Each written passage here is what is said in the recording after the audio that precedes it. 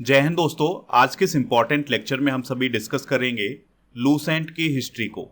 यानी कि एक ही वीडियो में हम लूसेंट की जितनी भी हिस्ट्री है उसको डिस्कस करेंगे, जिसमें हम प्राचीन भारत के इतिहास, मध्यकालीन भारत के इतिहास, आधुनिक भारत के इतिहास और विश्व इतिहास को डिस्कस करेंगे।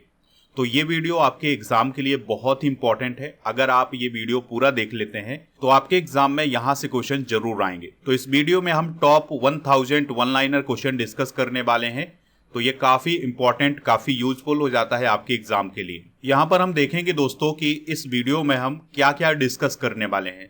तो प्राचीन भारत में हम इन सभी टॉपिक को डिस्कस करेंगे, जिसमें प्राचीन भारत के इतिहास के स्रोत, प्रागैतिहासिक काल, सिंधु सभ्यता, वैदिक सभ्यता, महाजनपदों का उदय, जैन धर्म, बौद्ध धर्म, शैव धर्म, वैष्णव धर्म, इस्लाम धर्म, ईसाई धर्म, मगध राज्य का उत्कर्ष, सिकंदर, मौर्य साम्राज्य और ब्राह्मण साम्राज्य, भारत में यवन राज, शक, कुषाण, गुप्त साम्राज्य, पुष्यभूति वंश और दक्षिण भारत के प्रमुख राजवंश और सीमावर्ती राजवंशों का अभ्युदय। इसके अलावा हम मध्यकालीन भारत के इतिहास में भारत पर अरबों का आक्रमण, महमूद गजनबी, मोहम्मद गौरी सल्तनत काल, विजयनगर साम्राज्य, बहमनी राज्य, स्वतंत्र प्रांतीय राज्य, सूफी आंदोलन, भक्ति आंदोलन, मुगल साम्राज्य, मुगल शासन व्यवस्था, मराठों का उत्कर्ष और आधुनिक भारत में हम उत्तरकालीन मुगल सम्राट और भारत में यूरोपीय व्यापारी कंपनियों का आगमन, बंगाल पर अंग्रेजों का आधिपत्य कैसे हुआ ये डिस्कस करेंगे। अंग्रेजों का मैसूर से संबंध क्या था, सिख एवं अंग्रेज और कंपनी के अधीन गवर्नर जनरल, 1857 की महान क्रांति को डिस्कस करेंगे। इसके अलावा अंग्रेजी शासन के दौरान हुए महत्वपूर्ण विद्रोह, भारत का स्वतंत्रता संग्राम, इससे रिलेटेड कुछ इंपॉर्टेंट फैक्ट डिस्कस करेंगे। महत्वपूर्ण संगठन और संस्थाएं, भारतीय राष्ट्रीय आंदोलन से संबंधित महत्वपूर्ण तथ्य, भारत के महान शहीद, प्रमुख वचन और नारे डिस्कस करेंगे। स्वतंत्रता आंदोलन से संबंधित प्रकाशित पत्र डिस्कस करेंगे, पत्र पत्रिकाएं, पुस्तकें, कांग्रेस के अधिवेशन, ऐतिहासिक लड़ाइयाँ, प्रमुख राजवंश, संस्थापक और राजधानी, ये सभी डिस्कस करने वाले हैं। इसके अलावा विश्व इतिहास में पुनर्जागरण, अमेरिका का स्वतंत्रता संग्राम, फ्रांस की राज्य क्रांति और इटली का एकीकरण, जर्मनी का एकीकरण, रूसी क्रांति, औद्योगिक क्रांति, इंग्लैंड की क्रांति और प्रथम विश्व युद्ध, चीनी क्रांति, तुर्की इटली के फासिस्टों का उदय, जर्मनी में नाजीवाद का उदय, जापानी साम्राज्यवाद और द्वितीय विश्व युद्ध। तो ये सभी टॉपिक डिस्कस करने वाले हैं, तो आप इस वीडियो को लास्ट तक जरूर देखिएगा। दोस्तों, आप हमारे स्टडी करके ऐप को इंस्टॉल कर लें, इसका लिंक डिस्क्रिप्शन बॉक्स में दिया गया है। तो यहाँ पर आपको paid course, e book, test series, daily current affairs की पीडीएफ, क्लास नोट और कोर्स एंड पीडीएफ वाला ऑप्शन मिल जाएगा। तो जो कोर्स एंड पीडीएफ वाला ऑप्शन है, यहाँ पर आपको राजा गुप्ता सर का जो अर्जुन जीएस फाउंडेशन बैच है ये मिल जाएगा। तो इस बैच में पॉलिटी, हिस्ट्री, जियोग्राफी, इकोनॉमिक्स और साइंस, इन सभी को बहुत ही डिटेल से समझाया गया है। तो ये फाउंडेशन बैच है, तो इसमें आपको बहुत ही सरलता से समझाने की कोशिश की गई है। अगर आप ये बैच ज्वाइन करना चाहते हैं तो उसके लिए कूपन कोड यूज़ कर रहे हैं अर्जुन 500। इस कोर्स की वैलिडिटी है 2 वर्ष की। अगर आपको इस कोर्स को लेने में कोई दिक्कत परेशानी आती है तो आप इस नंबर पर भी संपर्क कर सकते हैं। इसके अलावा ऐप पर एक जीके जीएस का फाउंडेशन कंप्लीट ऑनलाइन बैच भी है, तो इसको भी प्राप्त कर सकते हैं ऐप पर जाकर। तो दोस्तों, सबसे पहले बात करते हैं हम प्राचीन भारतीय इतिहास के स्रोत की। तो चलिए इससे रिलेटेड क्वेश्चन डिस्कस करते हैं। तो पहला क्वेश्चन है, इतिहास के प्राथमिक स्रोत क्या होते हैं, यानी कि इतिहास को जानने के लिए प्राथमिक स्रोत क्या होते हैं। तो शिलालेख, सिक्के, ताम्रपत्र और प्राचीन साहित्य। पुरातात्विक स्रोतों का क्या महत्व है, तो आंसर हो जाएगा इसका, प्राचीन समाज की भौतिक, संस्कृति और जीवन शैली को समझने में मदद करते हैं। यानी कि जो पुरातात्विक स्रोत होते हैं उनसे हम प्राचीन समाज को जानते हैं, उनकी संस्कृति और जीवन शैली को समझने में ये हमें मदद करता है। अगला क्वेश्चन है, पाणिनि की अष्टाध्यायी का महत्व क्या है। तो यह संस्कृत भाषा के व्याकरण का सबसे प्राचीन और विस्तृत ग्रंथ है। कौटिल्य के अर्थशास्त्र में किस विषय का उल्लेख है, तो राजनीति, अर्थव्यवस्था और प्रशासन का। अशोक के शिलालेख किस भाषा और लिपि में लिखे गए हैं, प्राकृत भाषा और ब्राह्मी लिपि में। किस चीनी यात्री ने गुप्त काल का वर्णन किया है, फाहियान। कौन से प्राचीन ग्रंथ इतिहास लेखन में सहायक हैं, रामायण, महाभारत, पुराण, जैन और बौद्ध साहित्य। भारत का पहला ताम्र लेख किसके द्वारा जारी किया गया, तो सातवाहन शासकों के द्वारा जारी किया गया। किस ग्रंथ को भारतीय इतिहास का पहला इतिहास कहा जाता है? राजतरंगिणी को। इलाहाबाद स्तंभ लेख किसने लिखवाया? तो समुद्रगुप्त ने। जैन साहित्य का प्राचीन स्रोत क्या है? अंग और उपांग। बौद्ध साहित्य में त्रिपिटक का क्या महत्व है? यह बौद्ध धर्म के शिक्षाओं का संकलन है। इस बात को आप जरूर नोट करें। अगला क्वेश्चन है, संगम साहित्य किस काल से संबंधित है? तो यह संगम काल से संबंधित है, जो कि दक्षिण भारत से संबंधित है। हड़प्पा सभ्यता के स्रोत किसने खोजे? तो दयाराम साहनी ने। भारतीय सिक्के ऐतिहासिक स्रोत के रूप में कैसे महत्वपूर्ण है? तो ये आर्थिक, राजनीतिक और सांस्कृतिक जानकारी प्रदान करते हैं। वेदों को किस प्रकार के ग्रंथ कहा गया है? तो वेद धार्मिक, दार्शनिक और ज्ञान ग्रंथ हैं। अशोक का धम्म प्रचार किसके माध्यम से हुआ? तो शिलालेख और स्तंभ से हुआ। किस यूनानी लेखक ने मौर्य साम्राज्य का वर्णन किया है? तो मेगास्थनीज ने मौर्य साम्राज्य का वर्णन किया है। भारत में सबसे प्राचीन शिलालेख कहाँ पाया गया है? तो गिरनार, गुजरात में। नालंदा विश्वविद्यालय के अवशेष किसने खोजे? तो अलेक्जेंडर कनिंघम ने। यहाँ पर आप उसे देख भी सकते हैं। अब हम डिस्कस करेंगे प्रागैतिहासिक काल को। तो प्रागैतिहासिक काल में मानव किस प्रकार का जीवन व्यतीत करता था? शिकार और संग्रह पर आधारित था उसका जीवन। भारत में पुरापाषाण काल के प्रमुख स्थल कौन कौन से हैं? भीमबेटका और नर्मदा घाटी। मृद भांड निर्माण की शुरुआत किस काल में हुई है? नवपाषाण काल में। कृषि का उद्भव किस युग में हुआ है? नवपाषाण युग में। मेहरगढ़ सभ्यता का महत्व क्या है? तो यह कृषि और पशुपालन का पहला प्रमाण है। पाषाण युग के प्रमुख उपकरण कौन से थे? पत्थर और औजार। मध्य पाषाण काल की प्रमुख विशेषता क्या है? तो दोस्तों इसकी विशेषता है छोटे पत्थर के औजारों का उपयोग, यानी कि माइक्रोलिथ का उपयोग किया गया है मध्य पाषाण काल में। नर्मदा घाटी से प्राचीन मानव का क्या प्रमाण मिला है? तो आदिम मानव की खोपड़ी मिली है नर्मदा घाटी से। ताम्र पाषाण काल के मुख्य स्थल कौन कौन से हैं? इनाम गांव और कायथा। अन्न उत्पादन का पहला प्रमाण भारत में कहां से मिलता है? मेहरगढ़ से। भीमबेटका गुफा चित्रों का क्या महत्व है? तो यह प्राचीन कला और जीवन शैली को दर्शाता है। भीमबेटका की गुफाएं जो हैं ये मध्य प्रदेश में स्थित हैं और मध्य प्रदेश का जो रायसेन डिस्ट्रिक्ट है उसमें स्थित हैं।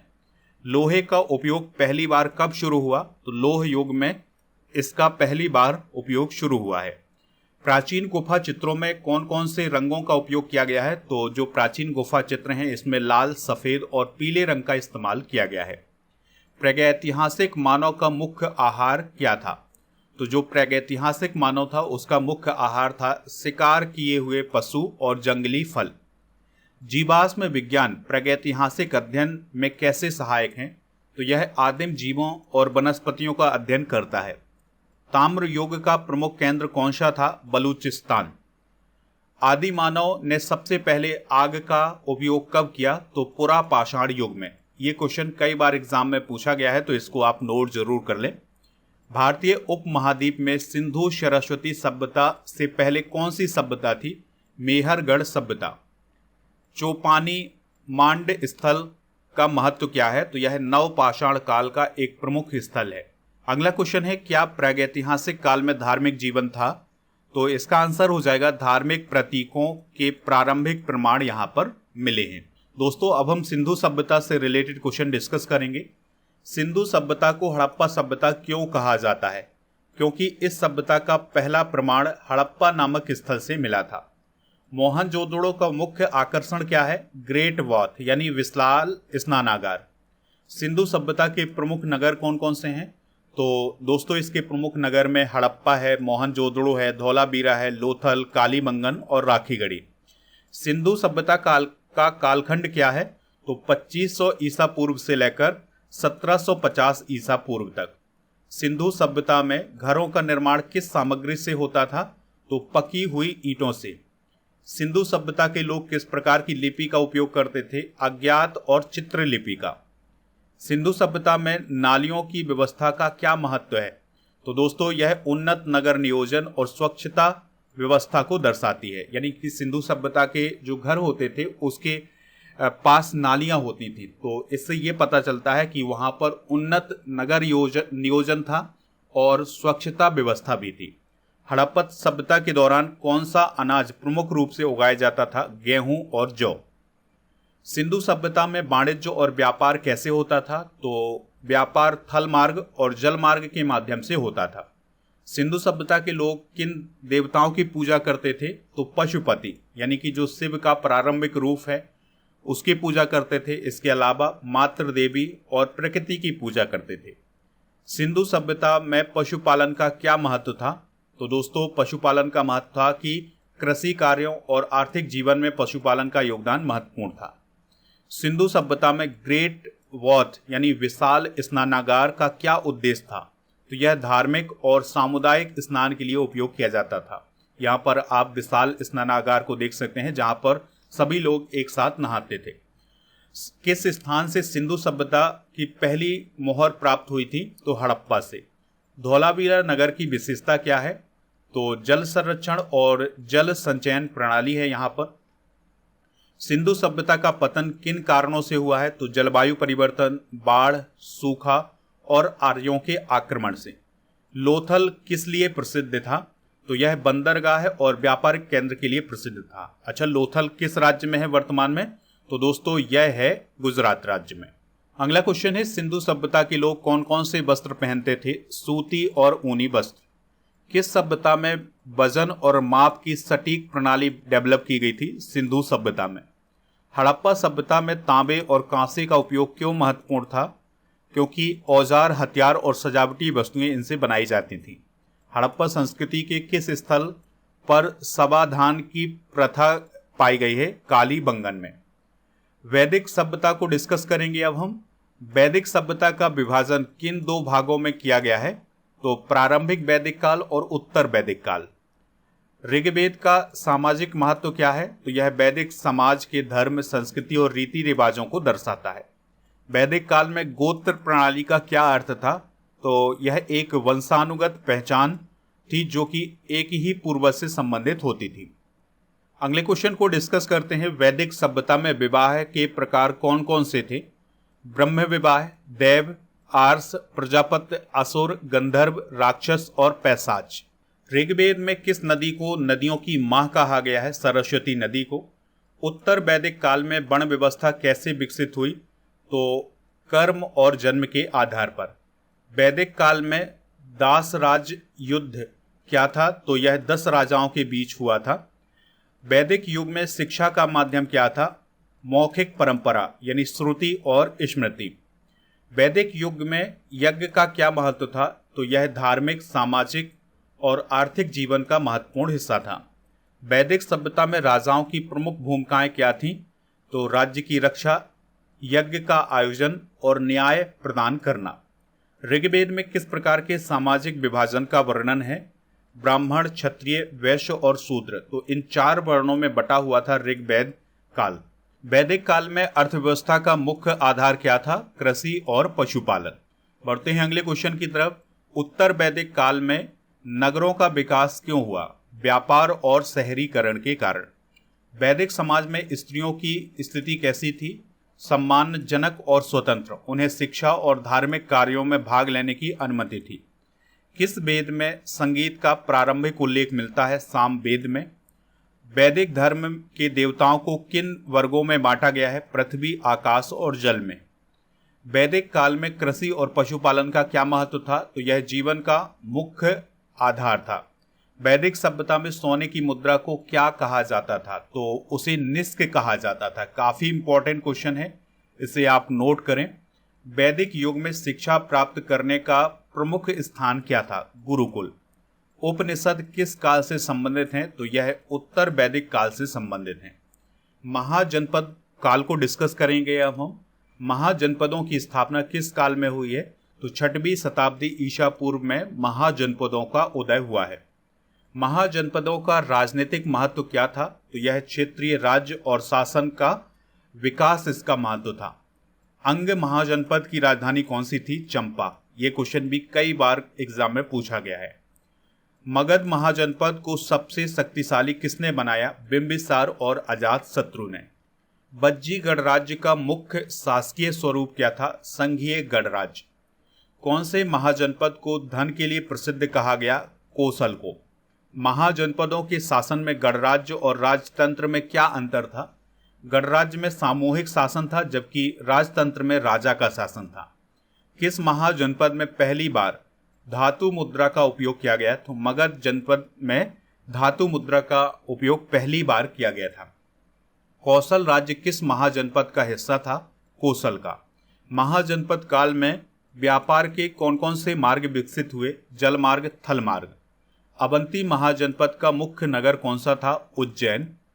मगध में प्रथम राजा कौन था? बिंबिसार। महाजनपद काल में नगर व्यवस्था का क्या महत्व था व्यापार और प्रशासन के लिए?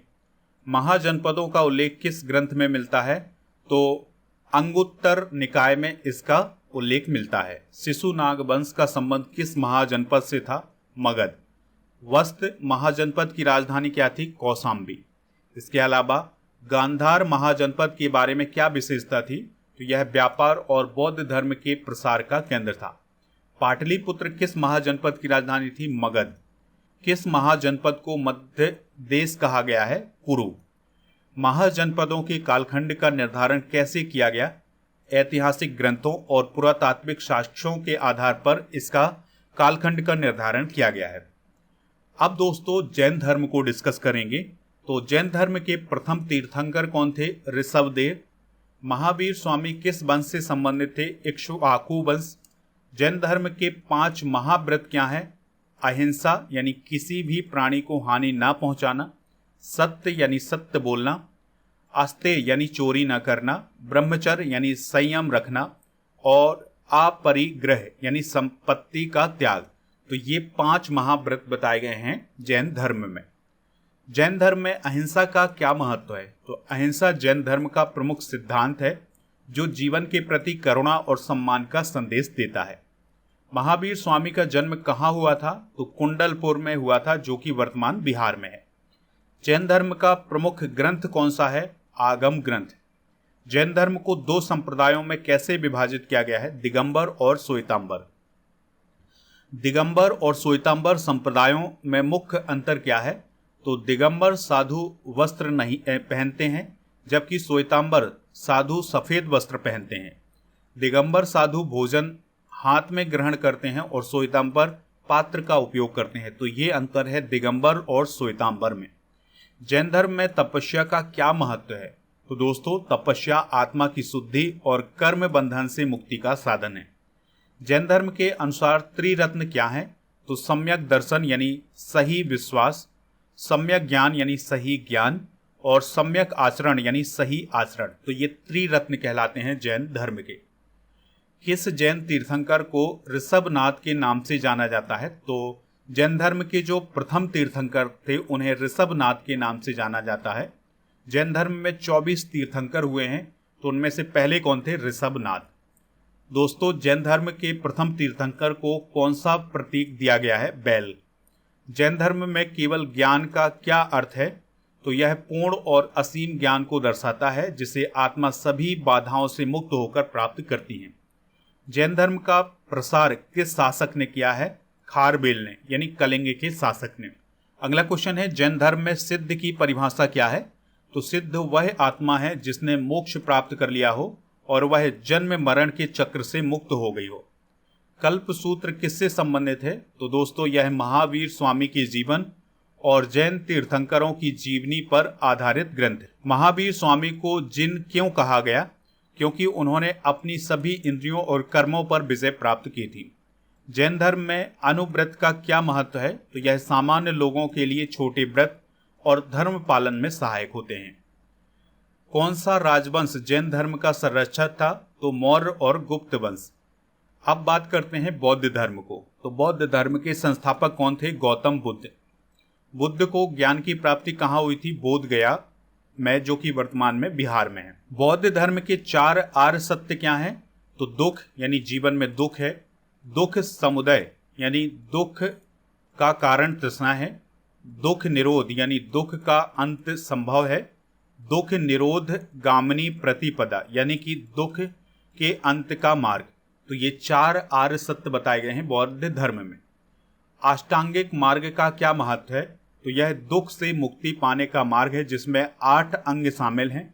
सम्यक दृष्टि, सम्यक संकल्प, सम्यक वाणी, सम्यक कर्म, सम्यक आजीविका, सम्यक प्रयास, सम्यक स्मृति और सम्यक समाधि। तो ये अष्टांगिक मार्ग बताए गए हैं बौद्ध धर्म में। बुद्ध का पहला उपदेश किस स्थान पर दिया गया था? सारनाथ में। बौद्ध धर्म में निर्वाण का क्या अर्थ है? तो यह तृष्णा और दुख से मुक्ति का अंतिम लक्ष्य है। बौद्ध धर्म के प्रमुख ग्रंथ कौन से हैं? त्रिपिटक। अगला क्वेश्चन है महायान और हीनयान में क्या अंतर है? तो दोस्तों ये बौद्ध धर्म की 2 शाखाएं हैं, महायान और हीनयान। तो चलिए इनमें अंतर देख लेते हैं। महायान बुद्ध को ईश्वर मानते हैं और भक्ति पर जोर देते हैं। हीनयान बुद्ध को शिक्षक मानते हैं और आत्मज्ञान पर जोर देते हैं। बौद्ध संघ का क्या महत्व है? यह भिक्षुओं और भिक्षुणियों का संघ है जो धर्म प्रचार और अनुशासन का पालन करता है। किस राजा ने बौद्ध धर्म को राज्य धर्म बनाया? अशोक ने। तृतीय बौद्ध संगीति किसने आयोजित की? अशोक ने। त्रिपिटक ग्रंथ किस धर्म से संबंधित है? बौद्ध धर्म। ये क्वेश्चन भी कई बार एग्जाम में पूछा गया है। बुद्ध की मूर्ति किस शैली में सबसे पहले बनी है? गांधार शैली में। बौद्ध धर्म के प्रचार में अशोक का क्या योगदान है? तो अशोक ने धर्म प्रचारकों को भारत और अन्य देशों में भेजा और स्तूपों का निर्माण करवाया। बौद्ध धर्म में धम्म का क्या अर्थ है? तो यह धर्म, सत्य और नैतिकता को दर्शाता है। बुद्ध के जन्म, ज्ञान प्राप्ति और मृत्यु का स्थान कौन सा है? तो जन्म हुआ था उनका लुम्बिनी में, ज्ञान प्राप्त हुआ था बोधगया में और मृत्यु हुई थी उनकी कुशीनगर में। बुद्ध के अनुसार मध्यम मार्ग क्या है? तो यह भोग और तपस्या के बीच का संतुलित मार्ग है। बौद्ध धर्म के अनुसार संघ की परिभाषा क्या है? तो यह धर्म का पालन करने वाले भिक्षुओं और भिक्षुणियों का एक समूह है। कौन सा विदेशी शासक बौद्ध धर्म का अनुयायी बना? कनिष्क। बोधगया किसके लिए प्रसिद्ध है? तो यह बुद्ध को यहीं ज्ञान प्राप्त हुआ था, यानी कि बोधगया में बुद्ध को ज्ञान प्राप्त हुआ था, इसके लिए यह प्रसिद्ध है। अब बात करते हैं शैव धर्म की। तो शैव धर्म के प्रमुख देवता कौन है? भगवान शिव। शैव धर्म का सबसे प्राचीन ग्रंथ कौन सा है? शिव पुराण। शैव धर्म में लिंग पूजा का क्या महत्व है? शिवलिंग ब्रह्मांडीय ऊर्जा और सृजन का प्रतीक है।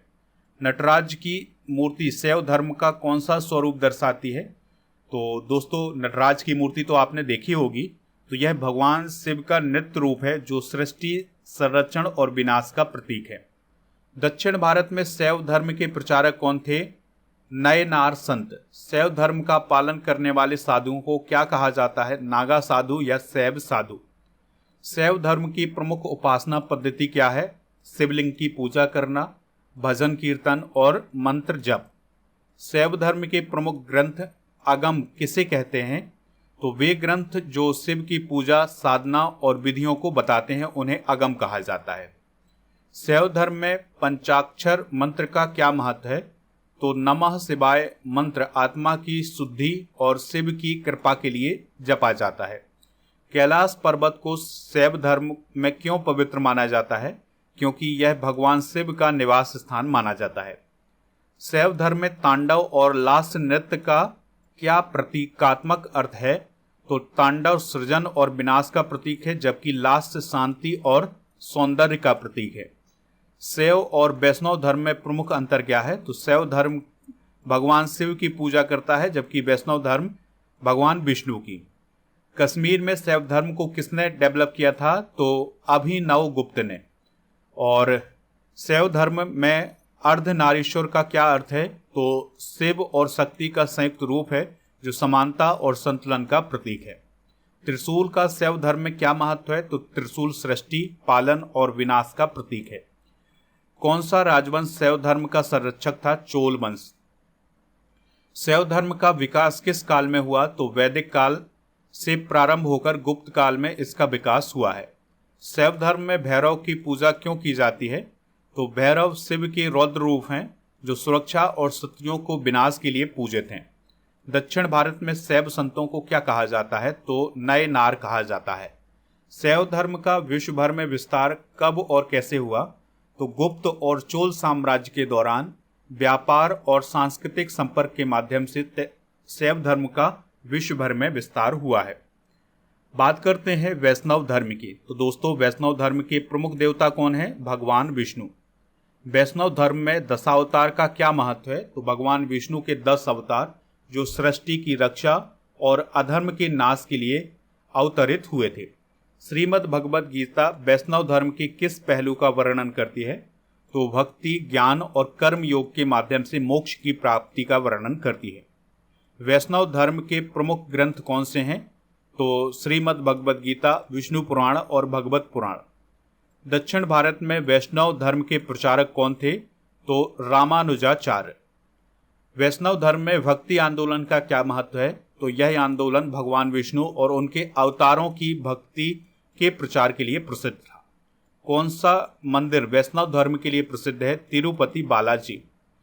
वैष्णव धर्म में विष्णु के वाहन का क्या नाम है? गरुण।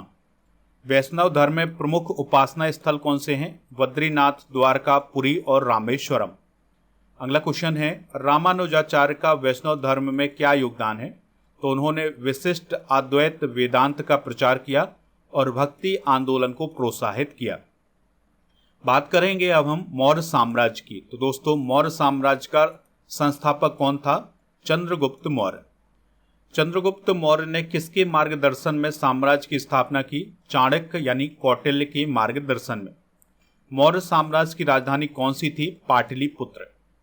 मौर्यकालीन प्रशासन का मुख्य आधार क्या था? केंद्रीकृत प्रशासन। अगला क्वेश्चन है, अशोक का अभिलेख किस लिपि में लिखा गया है? ब्राह्मी लिपि में। मौर्य साम्राज्य में भूमि सुधारों का क्या महत्व था? तो कृषि उत्पादन बढ़ाने और राजस्व सुधार के लिए इसका महत्व था। अशोक ने किस युद्ध के बाद बौद्ध धर्म अपनाया? कलिंग युद्ध। मौर्य साम्राज्य में व्यापारी वर्ग का क्या योगदान था? व्यापार और कर संग्रह में इनका योगदान था। चाणक्य का मौर्य साम्राज्य में क्या महत्व था? तो चाणक्य ने मौर्य साम्राज्य की स्थापना में महत्वपूर्ण भूमिका निभाई और अर्थशास्त्र लिखा। किस अभिलेख में अशोक को प्रियदर्शी कहा गया है? अशोक के शिलालेखों में। मौर्य साम्राज्य के पतन का मुख्य कारण क्या था? कमजोर शासक, विशाल साम्राज्य का नियंत्रण मुश्किल होना और आर्थिक गिरावट। अशोक के शिलालेखों में किस विषय पर प्रकाश डाला गया? धर्म, अहिंसा, प्रशासन और सामाजिक नैतिकता। मौर्यकालीन अर्थव्यवस्था का मुख्य स्रोत क्या था? कृषि और व्यापार से प्राप्त राजस्व। मौर्य साम्राज्य की सेना कितनी बड़ी थी? तो लगभग 6 लाख पैदल सेना, 30,000 घुड़सवार और 9,000 हाथियों की सेना। मौर्य शासकों ने किस प्रकार के सिक्के चलवाए? तो पंच मार्क वाले चांदी और तांबे के सिक्के चलवाए। अशोक ने कितने स्तूप बनवाए? तो लगभग 84,000 स्तूप बनवाए थे। मौर्यकालीन कला का मुख्य उदाहरण कौन सा है? अशोक का स्तंभ और सारनाथ का सिंह स्तंभ। मैगस्थनीज ने मौर्य साम्राज्य को किस पुस्तक में वर्णित किया है? इंडिका। मौर्य साम्राज्य का विस्तार कहाँ तक था? तो उत्तर में अफगानिस्तान से दक्षिण में कर्नाटक और तमिलनाडु तक। किस मौर्य शासक ने श्रीलंका में बौद्ध धर्म का प्रचार किया है? तो अशोक ने। तो अशोक ने अपने पुत्र महेंद्र और पुत्री संघमित्रा के माध्यम से श्रीलंका में बौद्ध धर्म का प्रचार किया था। दोस्तों, स्टडी करके ऐप में कोर्स एंड पीडीएफ वाले ऑप्शन पर 1 year complete monthly current affairs का पैकेज मिल जाएगा। 1000 टॉपिक बाय स्टैटिक जीके का पीडीएफ और 1 year topic by all current affairs का पीडीएफ भी आपको यहाँ पर मिल जाएंगी। दोस्तों, अगर आप राजा गुप्ता सर की जो ऑब्जेक्टिव स्टैटिक जीके की बुक है और जो स्टैटिक जीके की बुक है इसको प्राप्त करना चाहते हैं तो आप इस वेबसाइट पर विजिट कर सकते हैं। इस वेबसाइट पर आप ऑर्डर करके और इस बुक को आप अपने घर पर मंगा सकते हैं। दोस्तों, ऐप पर ई बुक वाले सेक्शन पर 13 महीने के करंट अफेयर्स की ई बुक और 1800 करंट अफेयर्स के एमसीक्यूज की ई बुक भी मिल जाएगी। इसके अलावा जो ऐप का ई बुक वाले सेक्शन है इस पर आपको जीके जीएस की ई बुक मिल जाएगी जिसमें Indian geography, polity, history, science इन सभी टॉपिक को डिस्कस किया गया है हिंदी और इंग्लिश दोनों मीडियम में। तो ये ई बुक भी आप प्राप्त कर सकते हैं। ऐप पर टेस्ट पास वाले ऑप्शन पर जाकर के टेस्ट पास दे सकते हैं जिसमें आपको 1000 से अधिक टेस्ट मिलेंगे 1 वर्ष की वैलिडिटी के साथ। तो ये सभी बुक आप प्राप्त कर सकते हैं और इसके अलावा दोस्तों ऐप पर एक स्पेशल ऑफर चल रहा है जिसमें आप 2024 की जो सभी मंथली करेंट अफेयर्स की ई बुक है वो प्राप्त कर सकते हैं। उसके लिए कूपन कोड यूज करना है पैकेज 100। 2025 की जो ई बुक है वो भी आपको इसी कूपन कोड के साथ मिल जाएंगी, तो इसका पैकेज मिल जाएगा। हर महीने आपको ई बुक अपडेट करा दी जाएगी, तो मात्र 199 रुपये में इस ई बुक के पैकेज को प्राप्त कर सकते हैं। ई बुक वाले सेक्शन पर मंथली करंट अफेयर्स, इसके अलावा Lucent GK king series, marathon class, इन सभी की जो पीडीएफ है वो मिल जाएगी। इसके अलावा Uttar Pradesh GK, GS, all subject e book, ये सभी ई बुक आपको ऐप पर उपलब्ध हैं, तो इनको प्राप्त कर लें। और आप राजा गुप्ता सर के टेलीग्राम चैनल को ज्वाइन कर सकते हैं। टेलीग्राम चैनल का नाम है राजा गुप्ता ऑफिशियल। इसके अलावा दोस्तों अगर आपको कोई दिक्कत परेशानी आती है तो आप इस नंबर पर भी संपर्क कर सकते हैं। राजा गुप्ता सर के इंस्टाग्राम पेज को भी फॉलो कर लें, तो ये इंस्टाग्राम पेज है, इसको आप फॉलो कर सकते हैं। अप्रैल 2025 के मंथली करंट अफेयर्स की ई बुक आपको ऐप पर मिल जाएगी। ऐप पर एक स्पेशल ऑफर चल रहा है जिसमें आपको 10,000 स्टैटिक जीके की पीडीएफ मिल जाएगी, तो इनमें ये सभी टॉपिक कवर किए गए हैं। इसके अलावा 1000 टॉपिक वाइज करंट अफेयर्स की पीडीएफ भी आपको ऐप पर ही मिल जाएगी, तो इन सभी पीडीएफ को आप ऐप पर जा करके प्राप्त कर सकते हैं। तो उसके लिए आपको स्टडी कर का ऐप डाउनलोड करना है, जिसका लिंक डिस्क्रिप्शन बॉक्स में दिया है। दोस्तों अब हम गुप्त साम्राज्य को डिस्कस करेंगे। तो गुप्त साम्राज्य का संस्थापक कौन था? श्रीगुप्त। गुप्त साम्राज्य को भारतीय इतिहास का स्वर्ण युग क्यों कहा जाता है? क्योंकि इसमें कला, साहित्य, विज्ञान और संस्कृति का विकास हुआ है। समुद्रगुप्त को भारत का नेपोलियन किसने कहा था? B.A. स्मिथ ने। गुप्त साम्राज्य की राजधानी कौन सी थी? पाटलिपुत्र। अगला क्वेश्चन है, चंद्रगुप्त प्रथम ने महाराजाधिराज की उपाधि क्यों धारण की? क्योंकि गुप्त साम्राज्य के विस्तार और सामरिक विवाह संबंधों के कारण उसने ये उपाधि धारण की थी। गुप्त काल में संस्कृत साहित्य का क्या महत्व था? संस्कृत भाषा का पुनर्जागरण और कालिदास जैसे महान कवि इसी काल में हुए हैं। किस गुप्त शासक ने कविराज की उपाधि धारण की? समुद्रगुप्त। गुप्त काल में शिक्षा का प्रमुख केंद्र कौन सा था? नालंदा और तक्षशिला। गुप्तकालीन सिक्कों का क्या महत्व है? स्वर्ण मुद्राएं जो कला और समृद्धि का प्रतीक थीं। गुप्त साम्राज्य में प्रशासन की संरचना कैसी थी? केंद्रीकृत लेकिन स्थानीय स्तर पर स्वायत्तता। कालिदास गुप्त काल में किसके दरबार से जुड़े थे? चंद्रगुप्त द्वितीय यानी विक्रमादित्य से। गुप्त साम्राज्य में नालंदा विश्वविद्यालय की स्थापना किसने की थी? कुमारगुप्त ने। गुप्तकालीन मंदिर वास्तुकला का सबसे अच्छा उदाहरण कौन सा है? दशावतार मंदिर, देवगढ़। गुप्त काल में व्यापार और वाणिज्य का क्या महत्व था? समुद्री और स्थलीय व्यापार का विस्तार और सोने चांदी की मुद्राओं का प्रचलन। कौन सा चीनी यात्री गुप्त काल में भारत आया था? फाहियान। गुप्त काल में ब्राह्मण धर्म का पुनरुत्थान क्यों हुआ? क्योंकि वैदिक परंपराओं और यज्ञों को पुनर्जीवित किया गया। गुप्त साम्राज्य के पतन का प्रमुख कारण क्या था? हूणों का आक्रमण और कमजोर उत्तराधिकारी। चंद्रगुप्त द्वितीय को विक्रमादित्य क्यों कहा गया? क्योंकि इसने संस्कृति, कला और साहित्य को संरक्षण दिया। गुप्त काल में किस प्रकार की चित्रकला प्रचलित थी? अजंता की गुफा चित्रकला। गुप्त साम्राज्य का प्रभाव भारतीय समाज पर कैसे पड़ा? सामाजिक और सांस्कृतिक समृद्धि, शिक्षा का प्रसार और धर्म का पुनर्जागरण। अब डिस्कस करने वाले हैं दक्षिण भारत के प्रमुख राजवंश। तो दक्षिण भारत के प्रारंभिक राजवंश कौन से थे? संगम, चेर, चोल और पांड्य। चोल साम्राज्य का संस्थापक कौन था? विजयालय चोल। चोल शासकों ने मंदिर निर्माण में क्या योगदान दिया? तो तंजावुर के बृहदेश्वर मंदिर सहित कई भव्य मंदिरों का निर्माण किया। पल्लव वंश की राजधानी कौन सी थी? कांचीपुरम। पल्लव शासकों ने किस प्रकार की वास्तुकला विकसित की? द्रविड़ शैली की वास्तुकला, जैसे महाबलीपुरम के रथ और गुफा मंदिर। चालुक्य वंश का प्रसिद्ध शासक कौन था? पुलकेशन द्वितीय। राष्ट्रकूट वंश का प्रमुख केंद्र कौन सा था? मान्यखेत, जो कि आज कहलाता है मलखेड़। चोल साम्राज्य में समुद्री व्यापार का क्या महत्व था? तो दक्षिण पूर्व एशिया और चीन के साथ व्यापार ने चोल साम्राज्य की समृद्धि बढ़ाई थी। संगम युग का साहित्य किस वंश से जुड़ा है? तो संगम युग का साहित्य चेर, चोल और पांड्य वंशों से जुड़ा है। दक्षिण भारत के राजवंशों ने किस प्रकार की मुद्रा चलाई? तो स्वर्ण और तांबे के सिक्के जिन पर राजाओं और देवताओं की आकृतियां बनी थी। चोल शासक राजा प्रथम का क्या योगदान था? तो तंजावुर का जो बृहदेश्वर मंदिर था ये राज प्रथम ने बनवाया था और उसने चोल साम्राज्य का विस्तार भी किया था।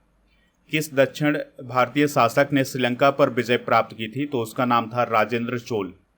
पल्लव वंश के दौरान कौन सी भाषा और साहित्य का विकास हुआ? तो संस्कृत भाषा और तमिल साहित्य का विकास हुआ।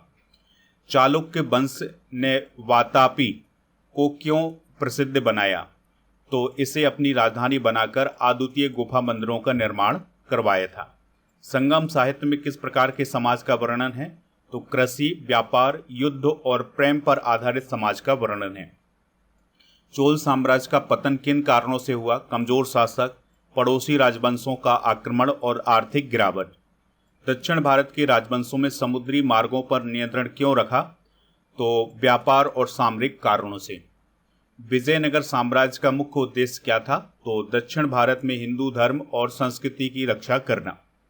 तमिलनाडु में किस मंदिर को यूनेस्को द्वारा विश्व धरोहर स्थल घोषित किया गया है? तंजावुर के बृहदेश्वर मंदिर को। यहाँ पर आप उस मंदिर को भी देख सकते हैं। अब सीमावर्ती राजवंशों का अभ्युदय देखते हैं। तो शक राजवंश का भारत में आगमन कब हुआ? लगभग 1 शताब्दी ईसा पूर्व में। शक राजाओं का सबसे प्रमुख शासक कौन था? रुद्रदामन। कुषाण राजवंश का संस्थापक कौन था? कुजुल कदफिसेस। कनिष्क के शासनकाल में कौन सा बौद्ध सम्मेलन हुआ था? चौथा बौद्ध संघ हुआ था। कनिष्क की राजधानी कौन सी थी? पुरुषपुर, जो कि आज पेशावर कहलाती है, जो कि पाकिस्तान में है। शक और कुषाण राजाओं ने किस प्रकार की कला को प्रोत्साहन दिया? गांधार और मथुरा कला। गांधार कला का विकास किसके शासनकाल में हुआ? कुषाण साम्राज्य के दौरान। हुविस्क किस वंश का शासक था? तो कुषाण वंश का शासक था। शक राजाओं ने कौन कौन सी नहरें बनवाई? तो गिरिनार क्षेत्र में सिंचाई के लिए नहरें बनवाई थी। कुषाण साम्राज्य में सातवाहन का क्या महत्व था? तो व्यापार और दक्षिण भारत के साथ सांस्कृतिक संपर्क। शक राजाओं ने भारतीय समाज में क्या परिवर्तन किए? तो कृषि और व्यापार को बढ़ावा दिया और नए प्रशासनिक तंत्र लागू किए। किस राजवंश ने सिंधु घाटी पर नियंत्रण रखा? शक राजवंश। कुषाण साम्राज्य में बौद्ध धर्म का प्रचार कैसे हुआ? कनिष्क ने बौद्ध धर्म को संरक्षण दिया और महायान बौद्ध धर्म को प्रोत्साहित किया। शक काल में भारतीय वाणिज्य के मुख्य केंद्र कौन से थे?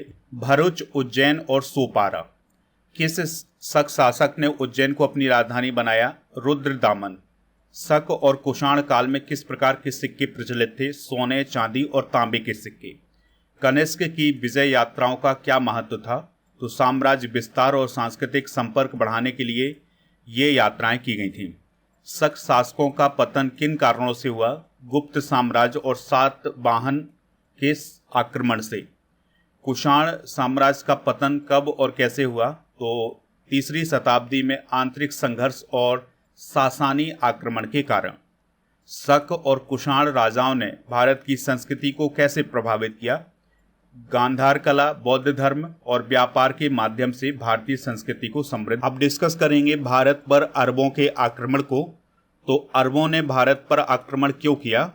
तो अरबों ने भारत पर आक्रमण आर्थिक संपत्ति की लूट, इस्लाम धर्म का प्रचार और व्यापारिक मार्गों पर नियंत्रण के लिए इन्होंने आक्रमण किया था। मोहम्मद बिन कासिम ने किस भारतीय क्षेत्र पर आक्रमण किया? तो इसने सिंध और मुल्तान पर आक्रमण किया था। सिंध पर अरबों का कब्जा कब हुआ? तो 712 ईसा पूर्व में सिंध पर अरबों का कब्जा हुआ था। अरबों के आक्रमण का भारतीय व्यापार पर क्या प्रभाव पड़ा? तो भारतीय व्यापार में अरबों के साथ समुद्री व्यापार बढ़ा। भारतीय वस्त्र, मसाले और विज्ञान अरबों तक पहुंचे। मोहम्मद बिन कासिम की सफलता के पीछे कौन से कारण थे? तो उसकी सैन्य रणनीति, संगठित सेना और भारतीय शासकों की आपसी फूट। भारत पर अरबों के आक्रमण के दीर्घकालिक परिणाम क्या थे? तो इस्लाम का प्रसार, हिंदू मुस्लिम सांस्कृतिक मेल, भारतीय विज्ञान का अरब जगत में प्रसार। सिंध में अरब शासन की विशेषताएं क्या थीं? तो सिंध में अरबी प्रशासन लागू हुआ, धार्मिक सहिष्णुता अपनाई गई और व्यापार को बढ़ावा मिला। अरब आक्रमण का भारतीय धार्मिक और सांस्कृतिक जीवन पर क्या प्रभाव पड़ा? तो इस्लाम धर्म का प्रसार हुआ और भारतीय संस्कृति पर इसका प्रभाव पड़ा। भारतीय शासकों ने अरबों के खिलाफ कैसे प्रतिरोध किया? तो सिंध के राजा दाहिर ने वीरता से प्रतिरोध किया, लेकिन वे पराजित हुए। अरबों ने भारतीय विज्ञान और शिक्षा से क्या सीखा? तो अरबों ने भारतीय गणित यानी शून्य और दशमलव पद्धति, खगोल शास्त्र और चिकित्सा का ज्ञान प्राप्त किया था। सिंध के लोगों ने अरब शासन को कैसे स्वीकार किया? तो धार्मिक सहिष्णुता और शांतिपूर्ण शासन के कारण धीरे धीरे अरब शासन को स्वीकार किया गया। भारत के बाहर अरबों की विजय की तुलना भारत में उनकी सफलता से कैसे की जा सकती है? तो भारत में अरबों का प्रभाव सीमित रहा, जबकि मध्य एशिया और पश्चिम एशिया में इनका पूर्ण नियंत्रण था। अरबों के आक्रमण से भारतीय प्रशासन में क्या बदलाव आए? तो दोस्तों, सिंध में अरबी प्रशासनिक प्रणाली, कर व्यवस्था और सेना का संगठन लागू हुआ। अगला क्वेश्चन है, अरब इतिहासकारों ने भारत के बारे में क्या लिखा? अल-बरूनी और इब्न खल्दून जैसे इतिहासकारों ने भारत की संस्कृति, धर्म और विज्ञान के बारे में विस्तृत विवरण दिया। सिंध पर अरबों के शासन की समाप्ति कैसे हुई? तो स्थानीय राजपूतों और अन्य मुस्लिम शासकों के उदय के कारण सिंध पर अरबों का शासन समाप्त हो गया। महमूद गजनबी के बारे में डिस्कस करेंगे। तो महमूद गजनबी ने भारत पर कुल कितने आक्रमण किए? तो इसने 17 आक्रमण किए थे। सोमनाथ मंदिर पर महमूद गजनबी का आक्रमण कब हुआ? 1025 ईसा पूर्व में। महमूद गजनबी के आक्रमणों का उद्देश्य क्या था? संपत्ति की लूट और अपनी शक्ति का प्रदर्शन करना। गजनबी ने भारत के किन क्षेत्रों को लूटा? तो पंजाब, कन्नौज, मथुरा, सोमनाथ और थानेसर। अगला क्वेश्चन है, महमूद गजनबी के आक्रमणों का भारतीय कला पर क्या प्रभाव पड़ा? तो कई मंदिर नष्ट हुए, लेकिन लूटे गए धन से गजनबी में वास्तुकला का विकास हुआ। भारतीय शासकों ने महमूद गजनबी का कैसे सामना किया? तो जयपाल और आनंदपाल जैसे शासकों ने प्रतिरोध किया, लेकिन उनकी हार हुई। महमूद गजनबी ने भारत में कौन से स्मारक नष्ट किए? तो सोमनाथ मंदिर और मथुरा के मंदिर। क्या महमूद गजनबी का उद्देश्य धार्मिक था? तो मुख्य उद्देश्य लूटपाट और राजनीतिक शक्ति थी, लेकिन उसने इसे धार्मिक रूप भी दिया था। महमूद गजनबी की सेना में कौन कौन से लोग शामिल थे? तो तुर्क, अफगान और अरब सैनिक। गजनबी के समय भारत का राजनीतिक परिदृश्य कैसा था? तो भारत कई छोटे छोटे राज्यों में विभाजित था, उनमें आपसी मतभेद थे। महमूद गजनबी का भारत के व्यापार और अर्थव्यवस्था पर क्या प्रभाव पड़ा? तो उसके आक्रमणों से भारतीय अर्थव्यवस्था कमजोर हुई, लेकिन व्यापारिक मार्ग खुले रहे। गजनबी के आक्रमणों के समय भारतीय शासकों में आपसी मतभेद का क्या प्रभाव पड़ा? तो आपसी फूट के कारण भारतीय शासक एकजुट होकर उसका सामना नहीं कर सके। गजनबी ने लूटे गए धन का क्या उपयोग किया? तो उसने गजनी में मस्जिदों, महलों और पुस्तकालयों का निर्माण करवाया था। भारतीय समाज में गजनबी के आक्रमणों के बाद क्या परिवर्तन देखे? तो समाज में असुरक्षा बढ़ी, धार्मिक संरचनाओं की पुनर्निर्माण प्रक्रिया शुरू हुई। महमूद गजनबी के आक्रमणों का इतिहास लेखन में क्या महत्व है? तो गजनबी के आक्रमण मध्यकालीन भारतीय इतिहास का प्रारंभ माने जाते हैं और भारत की बाहरी आक्रमणों के स्वरूप को दर्शाते हैं। अब मोहम्मद गौरी के बारे में डिस्कशन करेंगे। तो मोहम्मद गौरी ने भारत पर कब पहला आक्रमण किया? 1175 ईस्वी में। तराइन का पहला युद्ध कब और किसके बीच हुआ? तो 1191 में पृथ्वीराज चौहान और मोहम्मद गौरी के बीच में। तराइन के दूसरे युद्ध में पृथ्वीराज चौहान की हार के क्या कारण थे? तो पृथ्वीराज चौहान की सेना की रणनीति कमजोर थी और राजपूतों में एकजुटता की कमी थी। गौरी के आक्रमणों का भारत पर क्या प्रभाव पड़ा? तो गौरी के आक्रमणों से भारत में मुस्लिम शासन की नींव पड़ी। क्या मोहम्मद गौरी के आक्रमण धार्मिक थे? तो इसका मुख्य उद्देश्य राजनीतिक और आर्थिक लाभ था, लेकिन इसने धार्मिक स्वरूप भी दिया था। गौरी ने किस क्षेत्र को अपने शासन का केंद्र बनाया? तो गौरी ने गजनी और बाद में दिल्ली को अपने शासन का केंद्र बनाया।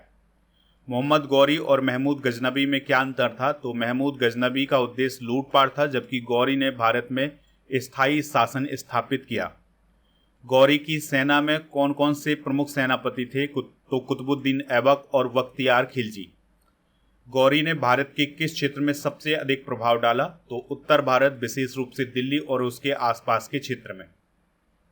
गौरी के शासन का प्रशासनिक ढांचा कैसा था?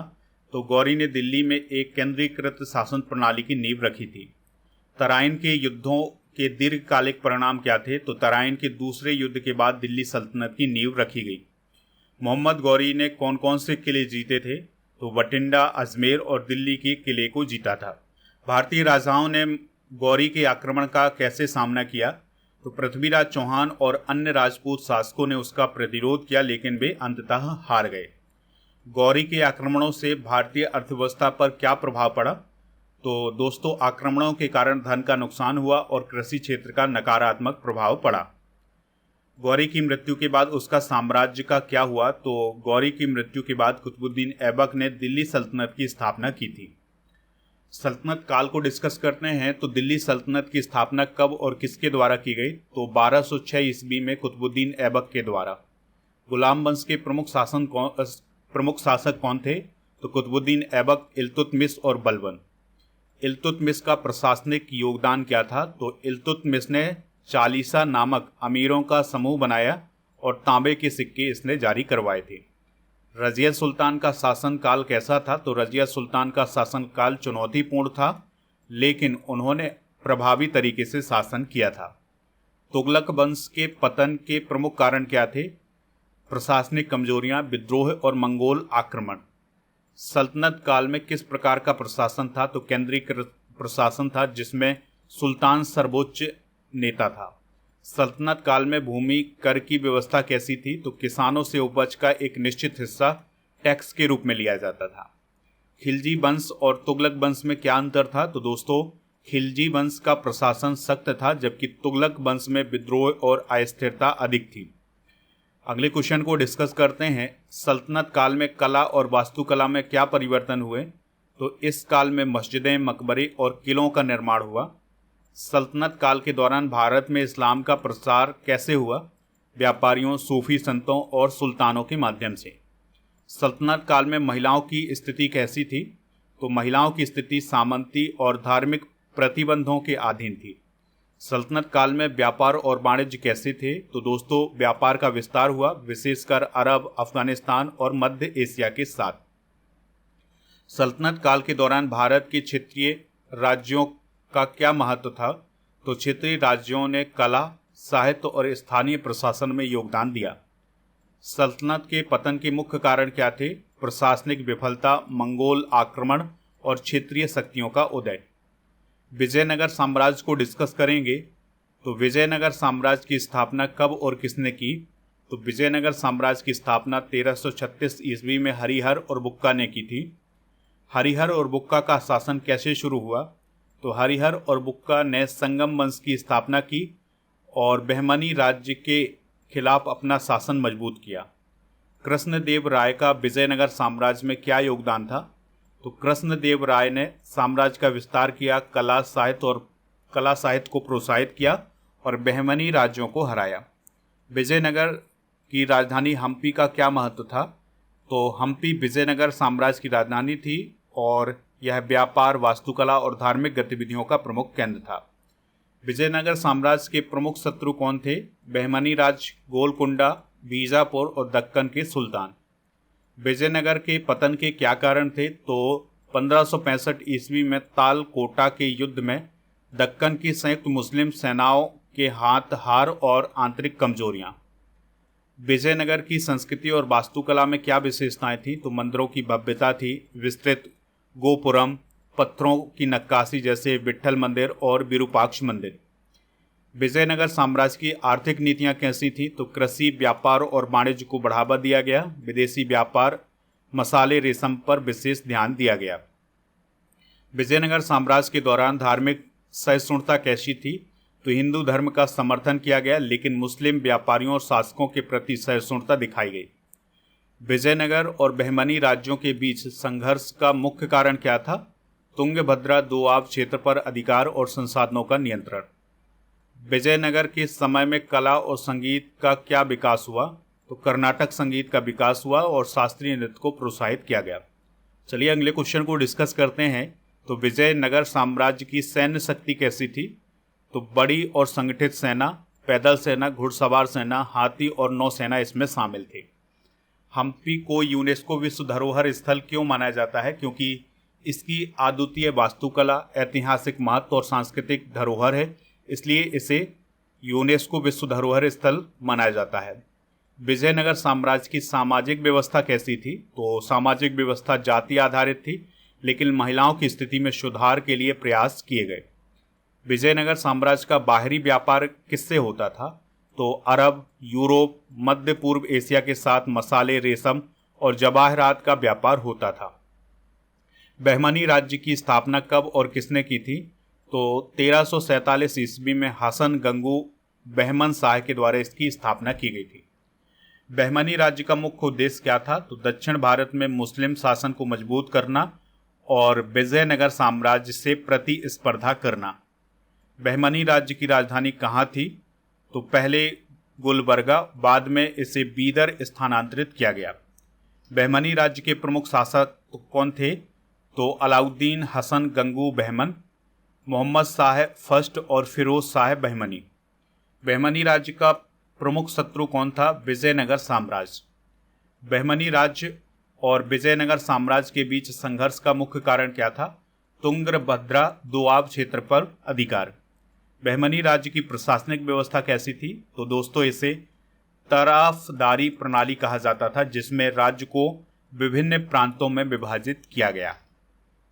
बहमनी शासकों ने किस प्रकार की वास्तुकला को प्रोत्साहित किया? तो इस्लामी वास्तुकला, जिसमें मस्जिदें, मकबरे और किले शामिल थे। बहमनी राज्य के प्रमुख स्मारक कौन से हैं? तो गोल गुंबज, बीदर का किला और गुलबर्गा मस्जिद। बहमनी राज्य का सांस्कृतिक योगदान क्या था? तो फारसी संस्कृति और दक्कनी साहित्य का विकास। अगला क्वेश्चन है, बहमनी राज्य के पतन के क्या कारण थे? आंतरिक मतभेद, गुटीय संघर्ष। दक्कनी और आफाकी गुटों के बीच ये गुटीय संघर्ष था और कमजोर शासन। बहमनी राज्य के विघटन के बाद कौन कौन से राज्य बने? बीजापुर, गोलकुंडा, अहमदनगर, बीदर और बरार। बहमनी राज्य के दौरान व्यापार और अर्थव्यवस्था कैसी थी? तो व्यापारिक मार्गों पर नियंत्रण और मसालों, रेशम और वस्त्रों का व्यापार प्रमुख था। बहमनी शासकों ने किस प्रकार की धार्मिक नीति अपनाई? तो धार्मिक सहिष्णुता दिखाई, लेकिन मुस्लिम संस्कृति को बढ़ावा दिया। बहमनी राज्य का विजयनगर साम्राज्य के पतन में क्या योगदान था? तो बहमनी राज्यों ने तालीकोटा के युद्ध, जो कि 1565 में हुआ था, तो विजयनगर साम्राज्य को पराजित करने में महत्वपूर्ण भूमिका निभाई। स्वतंत्र प्रांतीय राज्य डिस्कस करेंगे अब। स्वतंत्र प्रांतीय राज्यों का उदय कब हुआ? तो दिल्ली सल्तनत के कमजोर होने के बाद, यानी 14वीं और 15वीं शताब्दी में। बंगाल का स्वतंत्र प्रांतीय राज्य किसने स्थापित किया था? शमसुद्दीन इलियास शाह ने। गुजरात का स्वतंत्र राज्य कब स्थापित हुआ? 1407 ईस्वी में जफर खान मुजफ्फर ने इसको स्थापित किया। जौनपुर का स्वतंत्र राज्य किसने स्थापित किया? मलिक सरबर ने 1394 ईस्वी में। मालवा का स्वतंत्र राज्य कब और किसने स्थापित किया? 1392 ईस्वी में दिलावर खान ने। कश्मीर के स्वतंत्र राज्य का प्रमुख शासक कौन था? जैनुलब्दीन, जिसे अकबर से पहले कश्मीर का अकबर कहा जाता था। बंगाल के स्वतंत्र राज्य की प्रमुख विशेषताएं क्या थी? मजबूत नौसेना, व्यापार का विस्तार और स्थापत्य कला का विकास। स्वतंत्र प्रांतीय राज्यों की प्रशासनिक व्यवस्था कैसी थी? अधिकांश राज्यों में केंद्रीकृत प्रशासन था, लेकिन स्थानीय अधिकारियों को भी अधिकार दिए गए। मालवा और गुजरात के बीच संघर्ष का कारण क्या था? तो व्यापारिक मार्गों और राजनीतिक प्रभुत्व के लिए संघर्ष हुआ था। स्वतंत्र प्रांतीय राज्यों की आर्थिक स्थिति कैसी थी? तो कृषि और व्यापार पर आधारित, जिसमें कपड़ा, मसाले और धातु का व्यापार प्रमुख था। जौनपुर को सिराज ए हिंद क्यों कहा जाता था? तो जौनपुर में शिक्षा और इस्लामी संस्कृति का विकास हुआ। स्वतंत्र प्रांतीय राज्यों में किस प्रकार की कला का विकास हुआ? तो इस्लामी स्थापत्य कला, जिसमें मस्जिदें और मकबरे प्रमुख थे। स्वतंत्र प्रांतीय राज्यों की कमजोरी क्या थी? तो आपसी संघर्ष, विदेशी आक्रमणों का खतरा और केंद्रीय नेतृत्व की कमी। दिल्ली सल्तनत और स्वतंत्र प्रांतीय राज्यों में क्या अंतर था? तो दिल्ली सल्तनत केंद्रीकृत थी जबकि प्रांतीय राज्य स्वतंत्र और क्षेत्रीय थे। स्वतंत्र क्षेत्रीय राज्यों का अंत कैसे हुआ? मुगल साम्राज्य के उदय के कारण। सूफी आंदोलन डिस्कस करेंगे। तो सूफी आंदोलन का आरंभ कब और कहाँ हुआ? तो सूफी आंदोलन का आरंभ 8वीं-9वीं शताब्दी में इस्लामिक विश्व में हुआ। भारत में सूफी आंदोलन का प्रवेश कब हुआ? 11वीं और 12वीं शताब्दी में। सूफी शब्द का अर्थ क्या है? तो इसका अर्थ है ऊन, जो साधारण जीवन और त्याग का प्रतीक। दोस्तों, भारत में सूफी आंदोलन के प्रमुख केंद्र कौन से थे? दिल्ली, अजमेर, पांडुआ, देवगिरी और मुल्तान। सूफी संतों का मुख्य उद्देश्य क्या था? ईश्वर से प्रेम, मानव की सेवा और धार्मिक सहिष्णुता को बढ़ावा देना। सूफी आंदोलन के कितने सिलसिले भारत में प्रसिद्ध थे? तो चिश्ती, सुहरवर्दी, कादरी और नक्शबंदी। चिश्ती सिलसिले के प्रमुख सूफी संत कौन थे? ख्वाजा मोइनुद्दीन चिश्ती। सूफी आंदोलन के सिद्धांत क्या थे? तो एक ईश्वरवाद, मानवता की सेवा, प्रेम और भाईचारे का प्रचार। सूफी संतों ने किस भाषा में अपने विचार व्यक्त किए? फारसी, अरबी और स्थानीय भाषाओं में। सूफी संतों और भक्ति संतों में क्या समानता थी? तो दोनों जाति, धर्म और संप्रदाय से ऊपर उठकर ईश्वर की भक्ति और मानव सेवा को प्राथमिकता देते थे। सूफी संगीत यानी कव्वाली का उद्देश्य क्या था? ईश्वर से आत्मिक संबंध स्थापित करना और भक्ति को प्रकट करना। सूफी आंदोलन का समाज पर क्या प्रभाव पड़ा? धार्मिक सहिष्णुता, सामाजिक समरसता और सांस्कृतिक एकता को बढ़ावा मिला। सूफी संतों ने किस प्रकार की जीवन शैली अपनाई? साधारण, त्यागमय और भिक्षावृत्ति पर आधारित। सूफी संतों की दरगाहें क्यों महत्वपूर्ण हैं? ये भक्ति और सांस्कृतिक केंद्र बन गई जहां हर धर्म के लोग आते जाते थे। सूफी आंदोलन की दीर्घकालिक विरासत क्या है? तो धार्मिक सहिष्णुता और भारतीय संस्कृति पर गहरा प्रभाव। भक्ति आंदोलन को डिस्कस करेंगे। तो भक्ति आंदोलन का आरंभ कब और कहाँ हुआ? तो भक्ति आंदोलन का आरंभ 7वीं-8वीं शताब्दी में दक्षिण भारत में हुआ। भक्ति आंदोलन का मुख्य उद्देश्य क्या था? तो जाति, वर्ग और संप्रदाय से परे ईश्वर की भक्ति और मानवता को जोड़ना।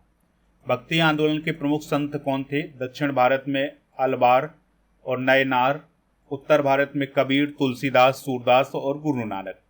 भक्ति आंदोलन के प्रमुख सिद्धांत क्या थे? तो एकेश्वरवाद, ईश्वर तक पहुंचने का सरल मार्ग, जाति पाति का विरोध और भक्ति को सर्वोपरि मानना। कबीर ने अपने उपदेश किस भाषा में दिए हैं? तो सुधक्कड़ी या अवधी में। संत तुलसीदास का प्रमुख योगदान क्या था? तो इन्होंने रामचरितमानस की रचना की थी।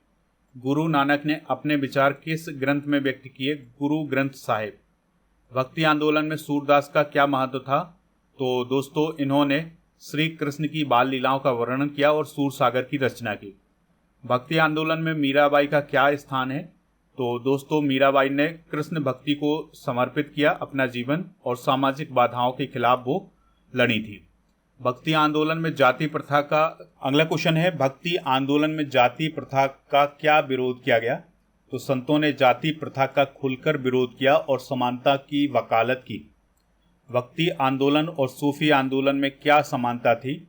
तो दोनों ने धार्मिक सहिष्णुता, प्रेम और भाईचारे पर बल दिया। भक्ति आंदोलन ने भारतीय समाज पर क्या प्रभाव डाला? तो सामाजिक सुधार, जातिगत भेदभाव की कमी और धार्मिक सहिष्णुता को बढ़ावा मिला। भक्ति संतों ने किस माध्यम से अपने विचार व्यक्त किए? गीत, भजन और दोहों के माध्यम से। भक्ति आंदोलन में निर्गुण और सगुण भक्ति में क्या अंतर था? तो निर्गुण भक्ति ईश्वर को निराकार मानती थी जबकि सगुण भक्ति ईश्वर को साकार रूप में पूजती थी।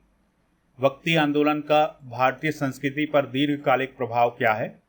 तो भारतीय साहित्य, संगीत और समाज में एकता और सहिष्णुता का प्रसार। दोस्तों, अब हम डिस्कस करेंगे मुगल साम्राज्य को। तो मुगल साम्राज्य की स्थापना किसने और कब की? तो बाबर ने 1526 में पानीपत के प्रथम युद्ध में इब्राहिम लोदी को हरा करके मुगल साम्राज्य की स्थापना की थी। अकबर ने अपने साम्राज्य को मजबूत करने के लिए कौन सी नीति अपनाई? तो धार्मिक सहिष्णुता, राजपूतों से मित्रता और प्रशासनिक सुधारों की नीति। जलालुद्दीन मोहम्मद अकबर का शासनकाल कब से कब तक रहा? 1556 से 1605 तक। अकबर ने कौन सा नया धर्म स्थापित किया था? दीन ए इलाही। जहांगीर के शासनकाल में किस यूरोपीय शक्ति ने भारत में प्रवेश किया? अंग्रेजों ने 1615 ईस्वी में। शाहजहां के शासनकाल को किस लिए प्रसिद्ध माना जाता है? तो वास्तुकला और कला के लिए, विशेष रूप से ताजमहल के निर्माण के लिए। औरंगजेब का शासनकाल किसके लिए जाना जाता है? तो कठोर इस्लामी नियमों और दक्षिण भारत में मुगल विस्तार के लिए। मुगल काल में किस भाषा को राजभाषा का दर्जा प्राप्त था? फारसी। मुगल साम्राज्य के दौरान किस नई स्थापत्य शैली का विकास हुआ? तो मुगल स्थापत्य शैली, जिसमें कुतुब मीनार, ताजमहल और लाल किला जैसे स्मारक शामिल हैं। बाबर की आत्मकथा का क्या नाम है? बाबरनामा। अकबर के दरबार में 9 रत्न कौन कौन से थे? तानसेन, बीरबल, अबुल फजल, फैजी, राजा टोडरमल, राजा मानसिंह, अब्दुल रहीम खान ए खाना, फ़कीर और अज़ियुद्दीन और मिर्ज़ा राजा जय सिंह। मुगल साम्राज्य का पतन किन कारणों से हुआ? तो कमज़ोर उत्तराधिकारी, प्रशासनिक भ्रष्टाचार, मराठों का उदय और ब्रिटिश हस्तक्षेप। औरंगजेब के बाद कौन अंतिम प्रभावशाली मुगल शासक हुआ? बहादुर शाह प्रथम। मुगल साम्राज्य के दौरान कौन से मुख्य व्यापारिक केंद्र विकसित हुए? तो सूरत, आगरा, दिल्ली, लाहौर और मछलीपट्टनम। मुगल साम्राज्य की प्रमुख विशेषताएं क्या थीं? मजबूत प्रशासन, धार्मिक सहिष्णुता, अकबर के काल में खासकर, सांस्कृतिक समन्वय और स्थापत्य कला। मुगल प्रशासन का मुख्य आधार क्या था? केंद्रीकृत प्रशासन। मुगल साम्राज्य में राजस्व प्रणाली किसने विकसित की? टोडरमल ने। और मुगल साम्राज्य में दीवान ए आला का क्या अर्थ था? राजस्व और वित्तीय मामलों का प्रबंधन। मुगल साम्राज्य में कौन सी सेना प्रणाली लागू की गई थी? मनसबदारी प्रणाली। मनसबदारी प्रणाली के संस्थापक कौन थे? अकबर। मुगल शासन में सूबों को कौन नियंत्रित करता था? सूबेदार। मुगल काल में पुलिस और कानून व्यवस्था का कार्य किसके जिम्मे था? कोतवाल। मुगल शासन में अकबर ने इलाही संवत का क्या महत्व था? तो यह अकबर का नया कैलेंडर था जो दीन ए इलाही से प्रेरित था। मुगल साम्राज्य में जमींदार की क्या भूमिका थी? राजस्व संग्रह करना, स्थानीय प्रशासन में सहयोग करना। मुगल शासन में जागीर का क्या अर्थ था? तो मनसबदारों को दी गई भूमि जिससे वे राजस्व प्राप्त करते थे। मुगल सेना में कौन कौन सी शाखाएं थीं? तो पैदल सेना, घुड़सवार सेना, हाथी सेना, तोपखाना। मुगल सेना में कौन कौन सी शाखाएं थीं? तो पैदल सेना, घुड़सवार सेना, हाथी सेना और तोपखाना। मुगल शासन में कानून का आधार क्या था? इस्लामी शरीयत और बादशाह द्वारा बनाए गए कानून। मुगल काल में महिलाओं की स्थिति कैसी थी? तो महिलाओं को कुछ हद तक स्वतंत्रता थी, लेकिन पर्दा प्रथा और बाल विवाह प्रचलित थे। मुगल साम्राज्य में दरबार ए आम और दरबार ए खास का क्या अंतर था? दरबार ए आम जनता के लिए था, जबकि दरबार ए खास अधिकारियों और मेहमानों के लिए था।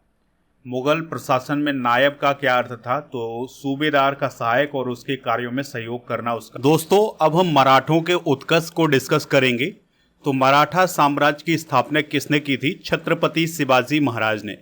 शिवाजी का राज्याभिषेक कब और कहाँ हुआ? तो 1674 ईस्वी में रायगढ़ में हुआ था। शिवाजी की प्रशासनिक प्रणाली का मुख्य आधार क्या था? अष्टप्रधान मंडल। शिवाजी ने स्वराज के निर्माण के लिए कौन सी नीति अपनाई थी? गुरिल्ला युद्ध और दुर्ग नीति। शिवाजी ने किस भाषा को अपनी शासन व्यवस्था की भाषा बनाया? मराठी। शिवाजी के साम्राज्य के विस्तार में उनकी सेना की क्या भूमिका थी? सेना ने गुरिल्ला युद्ध के माध्यम से मुगलों और आदिल शाही जैसे शत्रुओं को हराया था। मराठों और मुगलों के बीच प्रमुख संघर्ष कौन कौन से थे? तो सिंहगढ़ का युद्ध, पुरंदर की संधि और सालहेर का युद्ध। शिवाजी ने कौन से किले प्रमुखता से बनाए या कब्जे में लिए थे? रायगढ़, सिंधुदुर्ग और प्रतापगढ़। शिवाजी की समुद्री ताकत को किस नाम से जाना जाता था? मराठा नौसेना। शिवाजी के बाद मराठा साम्राज्य का नेतृत्व किसने किया था? संभाजी महाराज ने। पेशवा पद की स्थापना कब और किसके शासन काल में हुई थी? तो 1773 ईस्वी में बालाजी विश्वनाथ के नेतृत्व में। पानीपत के तीसरे युद्ध जो कि 1761 में हुआ था, में मराठों की हार के क्या कारण थे? तो कमजोर रणनीति, उत्तर भारतीय राजाओं का सहयोग न मिलना और अहमद शाह अब्दाली की शक्तिशाली सेना। मराठा साम्राज्य के पतन के प्रमुख कारण क्या थे? आपसी संघर्ष, अंग्रेजों के साथ युद्ध और कुशल नेतृत्व में कमी। मराठों का ब्रिटिश ईस्ट इंडिया कंपनी से प्रमुख संघर्ष कौन सा था? तृतीय आंग्ल मराठा युद्ध। मराठों का भारतीय स्वतंत्रता संग्राम में क्या योगदान था? तो मराठों ने स्वराज का विचार दिया और विदेशी शासन के खिलाफ संघर्ष की प्रेरणा दी। दोस्तों, अब हम उत्तरकालीन मुगल सम्राट डिस्कस करेंगे। तो अंतिम मुगल सम्राट कौन थे? बहादुर शाह जफर।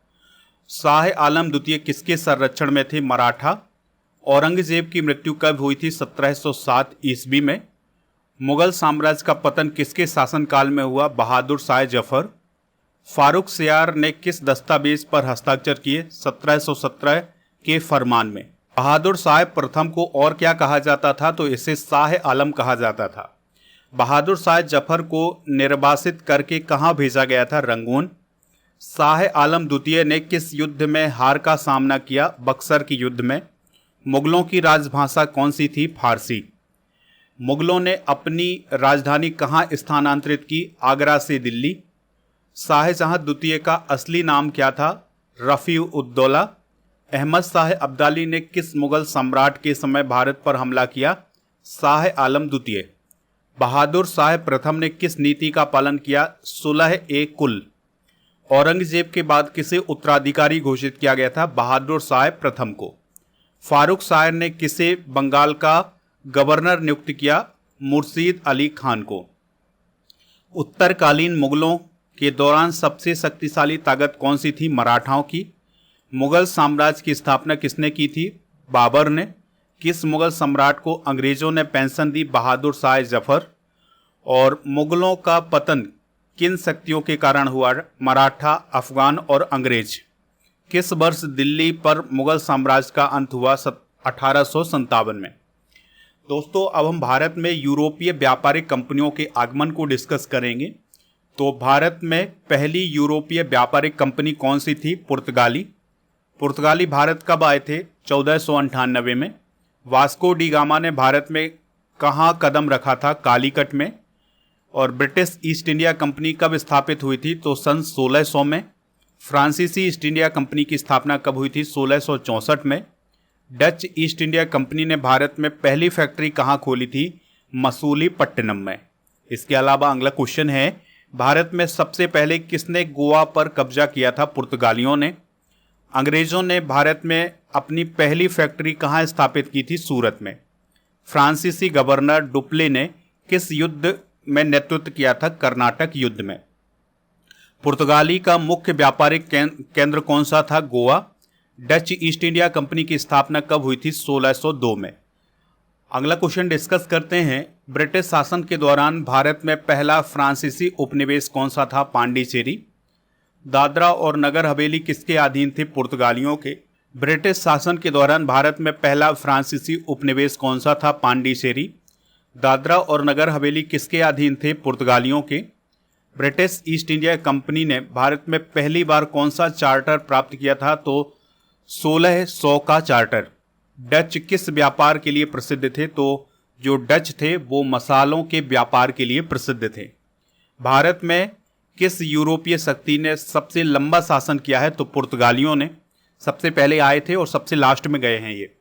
फ्रांसीसी और अंग्रेजों के बीच निर्णायक युद्ध कौन सा हुआ था? बांडीवास का युद्ध। बंगाल में अंग्रेजों ने पहली फैक्ट्री कहाँ स्थापित की थी? तो हुगली में। पुर्तगालियों ने भारत में किस नदी के किनारे व्यापार किया? तो मांडोवी नदी के किनारे। यूरोपीय व्यापारियों के आगमन का सबसे बड़ा प्रभाव क्या था? औपनिवेशिक शासन की स्थापना। बंगाल पर अंग्रेजों के आधिपत्य को डिस्कस करते हैं। तो प्लासी का युद्ध कब लड़ा गया था? 1757 में। प्लासी की लड़ाई में किसने अंग्रेजों का समर्थन किया था? मीर जाफर ने। मीर कासिम बंगाल का नवाब कब बना? 1760 में। बक्सर का युद्ध कब हुआ था? 1764 में। बक्सर के युद्ध में अंग्रेजों का नेतृत्व किसने किया था? हेक्टर मुनरो ने। बक्सर के युद्ध के बाद किस संधि पर हस्ताक्षर हुए थे? इलाहाबाद की संधि। बंगाल का पहला गवर्नर जनरल कौन था? Warren Hastings. बंगाल में स्थायी बंदोबस्त प्रणाली किसने लागू की थी? लॉर्ड कॉर्नवालिस ने। स्थायी बंदोबस्त प्रणाली का मुख्य उद्देश्य क्या था? राजस्व संग्रह। दोस्तों, किस युद्ध के बाद बंगाल अंग्रेजों के पूर्ण नियंत्रण में आया? बक्सर के युद्ध के बाद। रेगुलेटिंग एक्ट कब पारित हुआ? 1773 में। बंगाल में दोहरे शासन का अंत कब हुआ था? 1772 में। बंगाल में रेगुलेटिंग एक्ट के तहत कौन सी संस्था स्थापित की गई थी? तो सुप्रीम कोर्ट स्थापित किया गया था। किसने बंगाल में अंग्रेजी शिक्षा का प्रस्ताव रखा? मैकाले ने। बंगाल के पहले भारतीय नवाब कौन थे? मीर जाफर। बंगाल पर अंग्रेजों का नियंत्रण किन समझौतों के कारण हुआ था? प्लासी और बक्सर की युद्ध के बाद। बंगाल में ब्रिटिश सत्ता का मुख्यालय कहाँ था? कलकत्ता। अंग्रेजों ने किस समझौते के तहत बंगाल का राजस्व अधिकार लिया? इलाहाबाद की संधि। बंगाल के किसानों ने कौन सा आंदोलन किया था? नील विद्रोह किया था। अंग्रेजों के किस निर्णय ने बंगाल की अर्थव्यवस्था को प्रभावित किया था? भूमि व्यवस्था।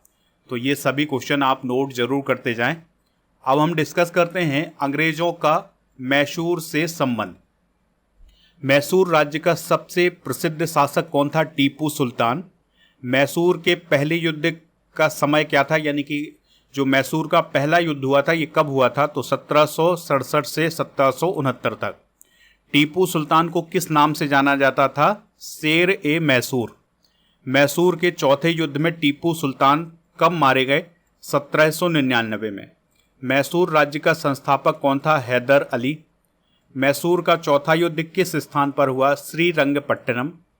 अंग्रेजों और मैसूर के बीच पहला युद्ध किसने जीता? हैदर अली ने। श्रीरंगपट्टनम संधि कब हुई थी? 1792 में। इस बात को आप याद रखिएगा। टीपू सुल्तान ने किसे अपना मित्र बनाया था? फ्रांसीसियों को।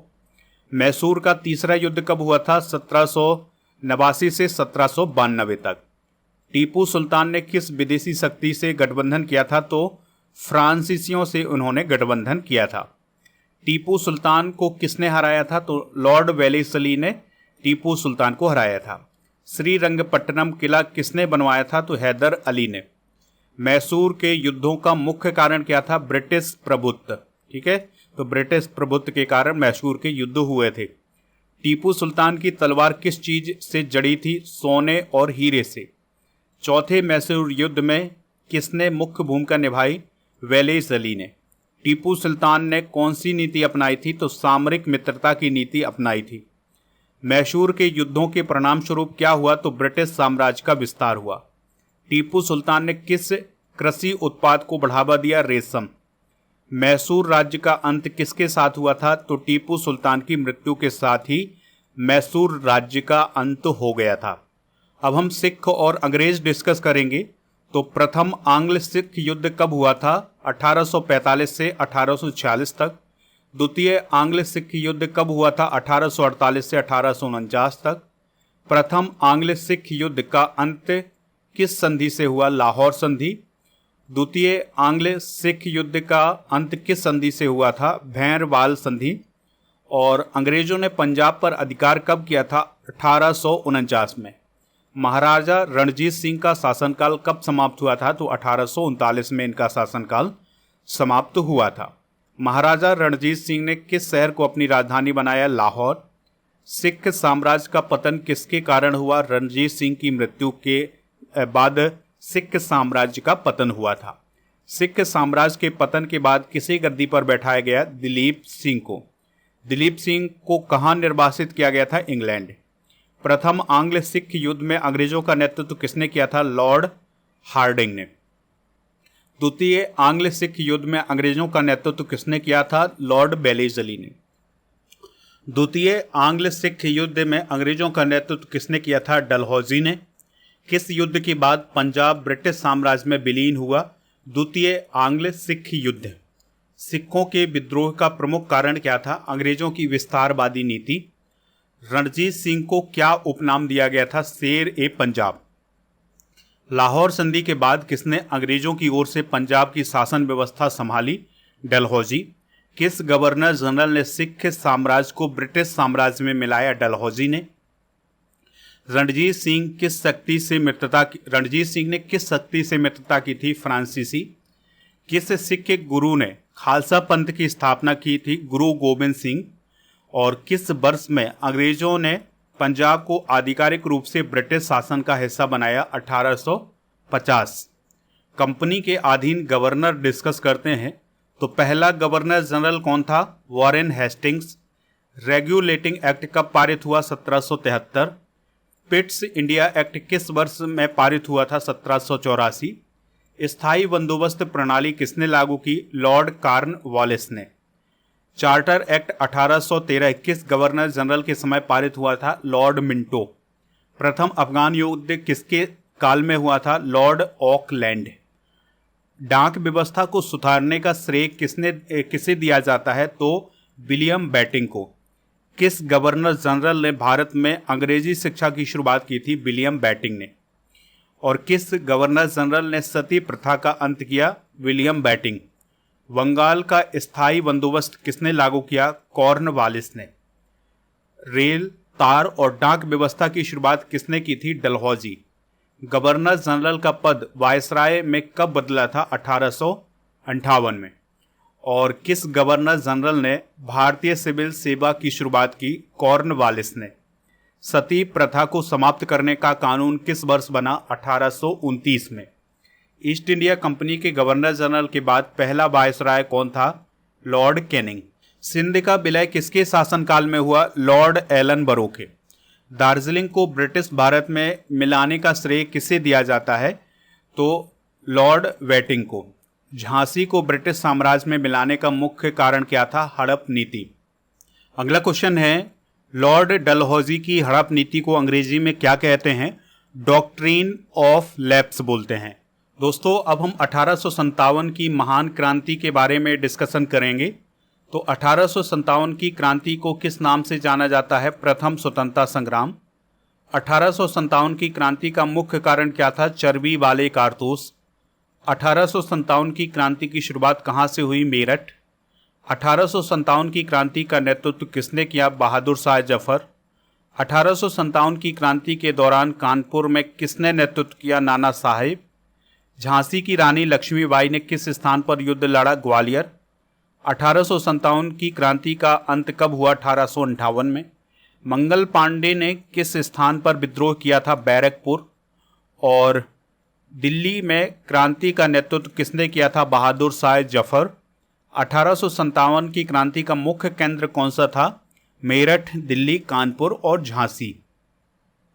1857 की क्रांति के दौरान किसे झांसी की शेरनी कहा गया? रानी लक्ष्मीबाई। लखनऊ में क्रांति का नेतृत्व किसने किया था? बेगम हजरत महल। किसे 1857 की क्रांति का जनक माना जाता है? मंगल पांडे। 1857 के विद्रोह के बाद ईस्ट इंडिया कंपनी का शासन किसे सौंपा गया?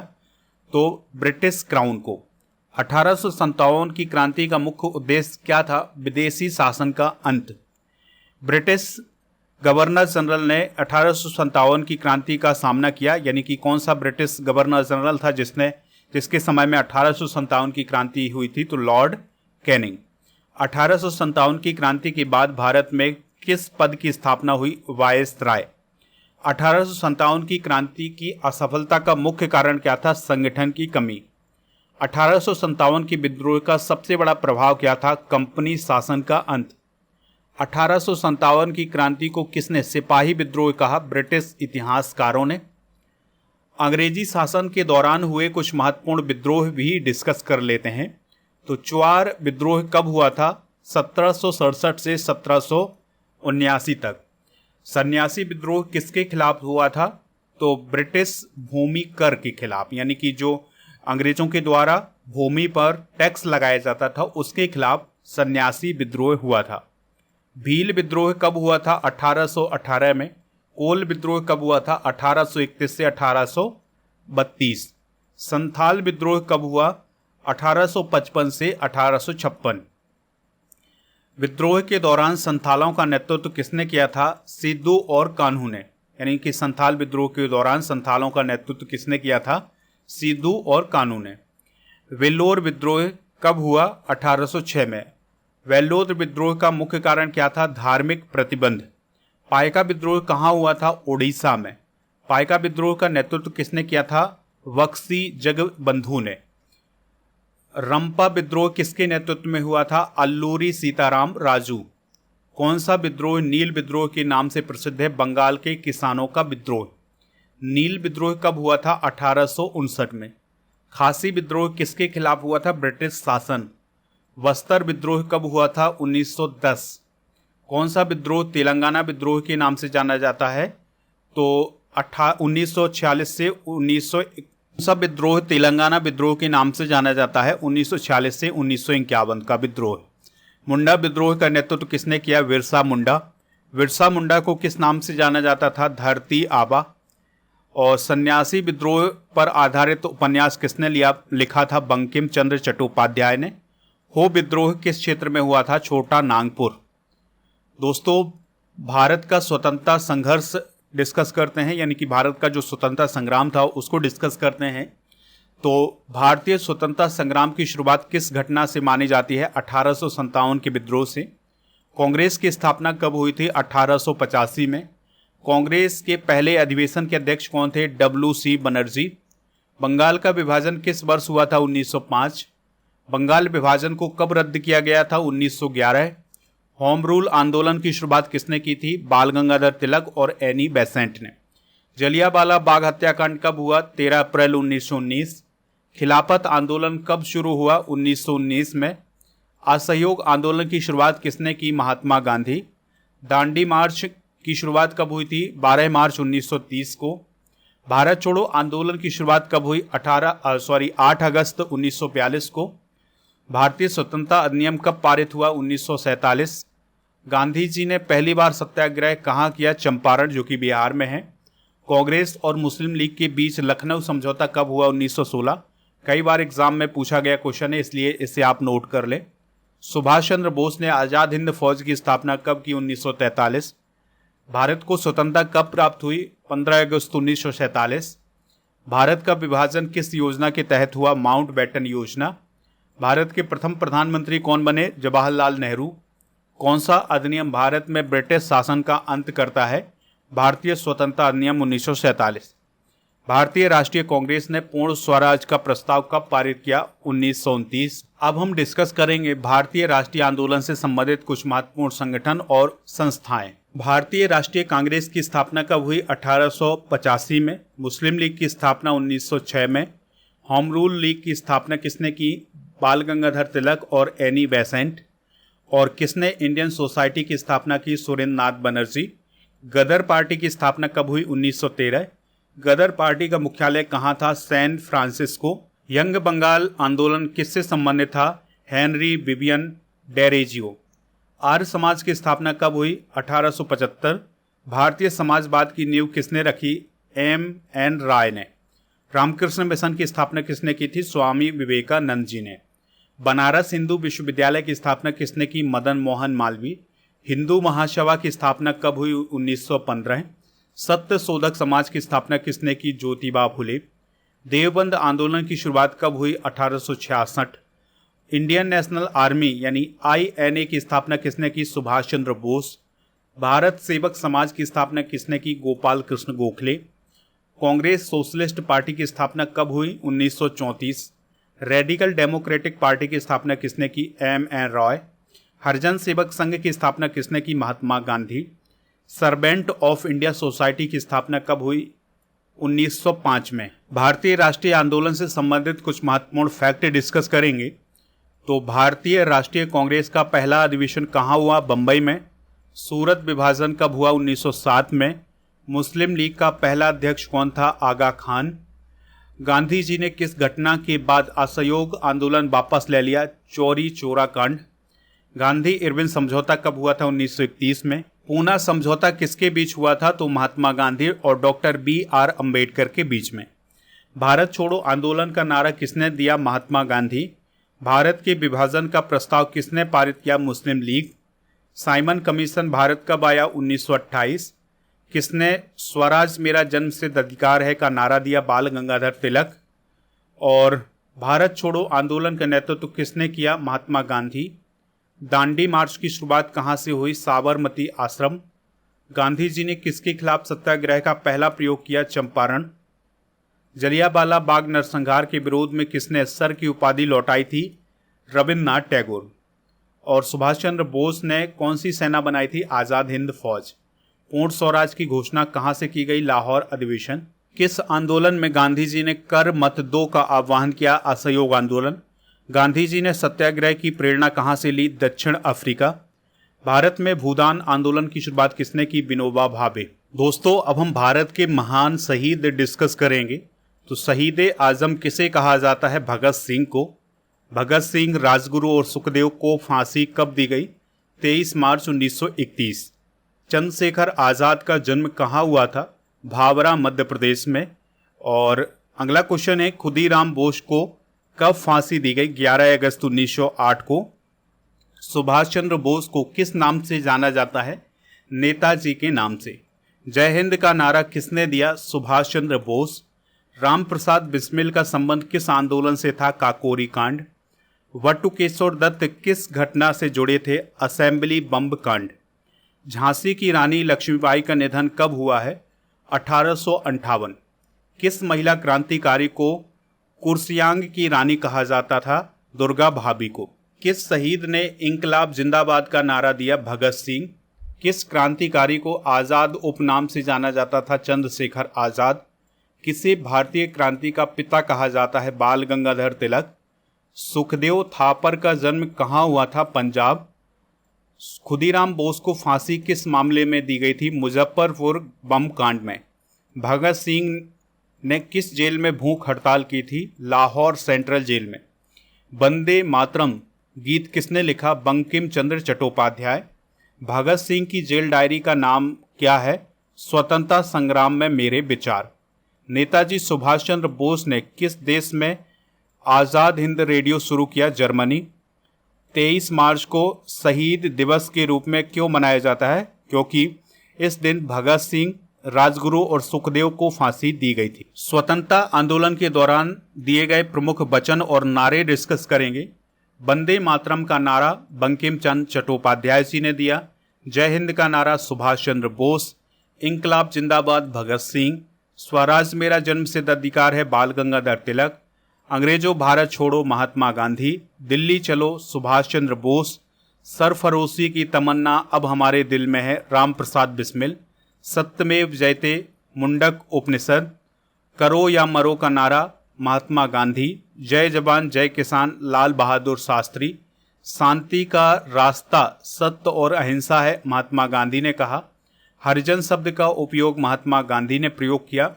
अराजकता का उत्तर अराजकता नहीं है जवाहरलाल नेहरू ने कहा। तुम मुझे खून दो मैं तुम्हें आज़ादी दूंगा सुभाष चंद्र बोस ने कहा। पूर्ण स्वराज का नारा जवाहरलाल नेहरू ने दिया। साइमन गो बैक का नारा दिया गया था 1928 में। अंग्रेजों का शासन भगवान का श्राप है किसने कहा? बाल गंगाधर तिलक ने। भारत माता की जय का नारा किसने दिया? महर्षि दयानंद सरस्वती। हमारा उद्देश्य भारतीय समाज की सेवा करना है गोपाल कृष्ण गोखले ने कहा। मेरी आत्मा भारत की स्वतंत्रता के लिए तड़प रही है, ये किसने कहा? भगत सिंह ने।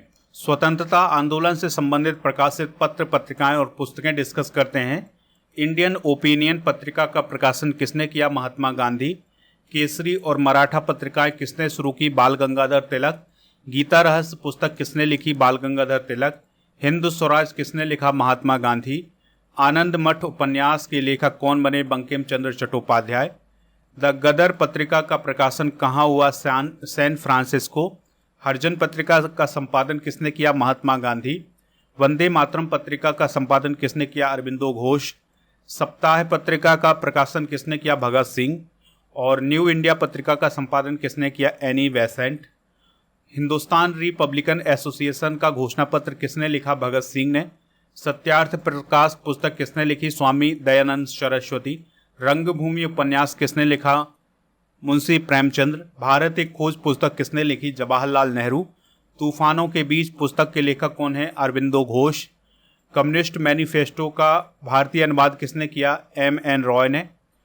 पायनियर पत्रिका का प्रकाशन कहाँ हुआ? इलाहाबाद। और इंडिया विंस फ्रीडम किसने लिखा? मौलाना अबुल कलाम आज़ाद। हिंदू पैट्रियट पत्रिका के संपादक कौन थे? हरिश्चंद्र मुखर्जी।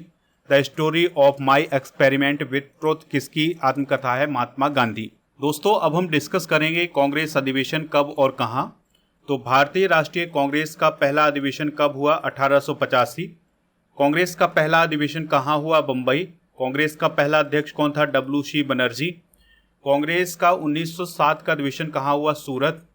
कांग्रेस का लाहौर अधिवेशन कब हुआ था? 1929। कांग्रेस का लखनऊ अधिवेशन कब हुआ था? 1916। कांग्रेस की पहली महिला अध्यक्ष कौन थी? Annie Besant. कांग्रेस का अमृतसर अधिवेशन कब हुआ? 1919। कांग्रेस का कराची अधिवेशन कब हुआ? 1931। किस अधिवेशन में पूर्ण स्वराज का प्रस्ताव पारित हुआ? लाहौर अधिवेशन 1929 में। कांग्रेस का त्रिपुरी अधिवेशन कब हुआ? 1939। कांग्रेस का हरिपुरा अधिवेशन कब हुआ? 1938। कांग्रेस का फैजपुर अधिवेशन कब हुआ? 1936। वाराणसी अधिवेशन कब हुआ? 1905। नागपुर अधिवेशन हुआ 1920 में। बेलगाम अधिवेशन कब हुआ? 1924। कांग्रेस का अंतिम अधिवेशन कब हुआ? 1947। अहमदाबाद अधिवेशन कब हुआ? 1921। असहयोग आंदोलन की शुरुआत कहाँ से हुई? नागपुर। और कांग्रेस का मद्रास अधिवेशन कब हुआ? 1887 में। दोस्तों, अब हम भारत की ऐतिहासिक लड़ाइयाँ डिस्कस करेंगे। पानीपत की पहली लड़ाई कब हुई? 1526। पानीपत की पहली लड़ाई किसके किसके बीच लड़ी गई? बाबर और इब्राहिम लोदी। हल्दी घाटी की लड़ाई कब हुई? 1576 में। हल्दी घाटी की लड़ाई किसके बीच लड़ी गई? महाराणा प्रताप और बाबर। प्लासी की लड़ाई कब हुई? 1757। प्लासी की लड़ाई में सिराजुद्दौला को किसने हराया? Robert Clive. बक्सर की लड़ाई कब हुई? 1764।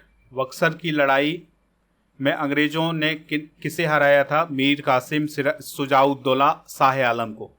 पानीपत की तीसरी लड़ाई कब हुई? 1761। पानीपत की तीसरी लड़ाई किसके किसके बीच लड़ी गई? मराठा और अहमद शाह अब्दाली के बीच में। खानवा की लड़ाई कब हुई? 1527 में। खानवा की लड़ाई में बाबर ने किसे हराया? राणा सांगा। तराइन की पहली लड़ाई कब हुई? 1191। तराइन की पहली लड़ाई में पृथ्वीराज चौहान ने किसे हराया? मोहम्मद गौरी। तराइन की दूसरी लड़ाई कब हुई? 1192। तराइन की दूसरी लड़ाई में मोहम्मद गौरी ने किसे हराया? पृथ्वीराज चौहान को। चंदावर की लड़ाई कब हुई? 1194। चंदावर की लड़ाई में मोहम्मद गौरी ने किसे हराया? जयचंद। वांडीवास की लड़ाई कब हुई? 1760। वांडीवास की लड़ाई में अंग्रेजों ने किसे हराया? फ्रांसीसियों को। चलिए कुछ प्रमुख राजवंश संस्थापक और उनकी राजधानी डिस्कस करते हैं। तो मौर्य वंश का संस्थापक कौन था? चंद्रगुप्त मौर्य। मौर्य वंश की राजधानी कहाँ थी? पाटलिपुत्र। गुप्त वंश का संस्थापक कौन था? श्रीगुप्त। गुप्त साम्राज्य की राजधानी कहाँ थी? पाटलिपुत्र। मौर्य साम्राज्य का सबसे प्रसिद्ध शासक कौन था? अशोक। दिल्ली सल्तनत का संस्थापक कौन था? कुतुबुद्दीन ऐबक। गुलाम वंश की राजधानी कहाँ थी? दिल्ली। लोदी वंश का संस्थापक कौन था? बहलोल लोदी। मुगल वंश का संस्थापक कौन था? बाबर। मुगल साम्राज्य की राजधानी कहाँ थी? आगरा और दिल्ली। चोल वंश का संस्थापक कौन था? विजयालय। चोल साम्राज्य की राजधानी कहाँ थी? तंजावुर। पल्लव वंश का संस्थापक कौन था? सिंह विष्णु। पल्लव साम्राज्य की राजधानी कहाँ थी? कांचीपुरम। चालुक्य वंश का संस्थापक कौन था? पुलकेशन फर्स्ट। चालुक्य साम्राज्य की राजधानी कहाँ थी? बातापी। काकतीय वंश की राजधानी कहाँ थी? वारंगल। राष्ट्रकूट वंश की राजधानी कहाँ थी? मान्यखेत। सातवाहन वंश का संस्थापक कौन था? सिमुक। सातवाहन साम्राज्य की राजधानी कहाँ थी? प्रतिष्ठान। विश्व इतिहास को डिस्कस करेंगे अब हम। तो विश्व इतिहास के पुनर्जागरण काल को डिस्कस करेंगे। तो पुनर्जागरण का आरंभ कहाँ हुआ? इटली में। पुनर्जागरण का अर्थ है पुनर्जन्म या नई शुरुआत। पुनर्जागरण काल किस शताब्दी में प्रारंभ हुआ? 14वीं शताब्दी। और पुनर्जागरण के दौरान सबसे प्रसिद्ध कलाकार कौन थे? लियोनार्दो दा विंची और माइकल एंजेलो और राफेल। लियोनार्दो दा विंची की कौन सी प्रसिद्ध पेंटिंग है? मोनालिसा की। मोनालिसा पेंटिंग किसने बनाई? लियोनार्दो दा विंची ने। पुनर्जागरण के प्रमुख केंद्र कौन कौन से थे? तो फ्लोरेंस, वेनिस और रोम। पुनर्जागरण का क्या उद्देश्य था? कला, विज्ञान और संस्कृति को पुनर्जीवित करना। पुनर्जागरण के दौरान ह्यूमनिज्म का क्या महत्व था? यह मानवता को केंद्र में रखने वाली विचारधारा थी। गुटेनबर्ग का आविष्कार कौन सा था? Printing press. पुनर्जागरण से पहले का काल किस नाम से जाना जाता था? मध्य युग या मिडिल एज। माइकल एंजेलो ने कौन सी प्रसिद्ध मूर्तियां बनाई? डेविड और पिएटा। द लास्ट सफर किसकी रचना है? Leonardo da Vinci. पुनर्जागरण की मुख्य विचारधारा क्या थी? प्राचीन यूनानी और रोमन संस्कृति का पुनर्जागरण। पुनर्जागरण के दौरान चर्च की शक्ति क्यों घटी?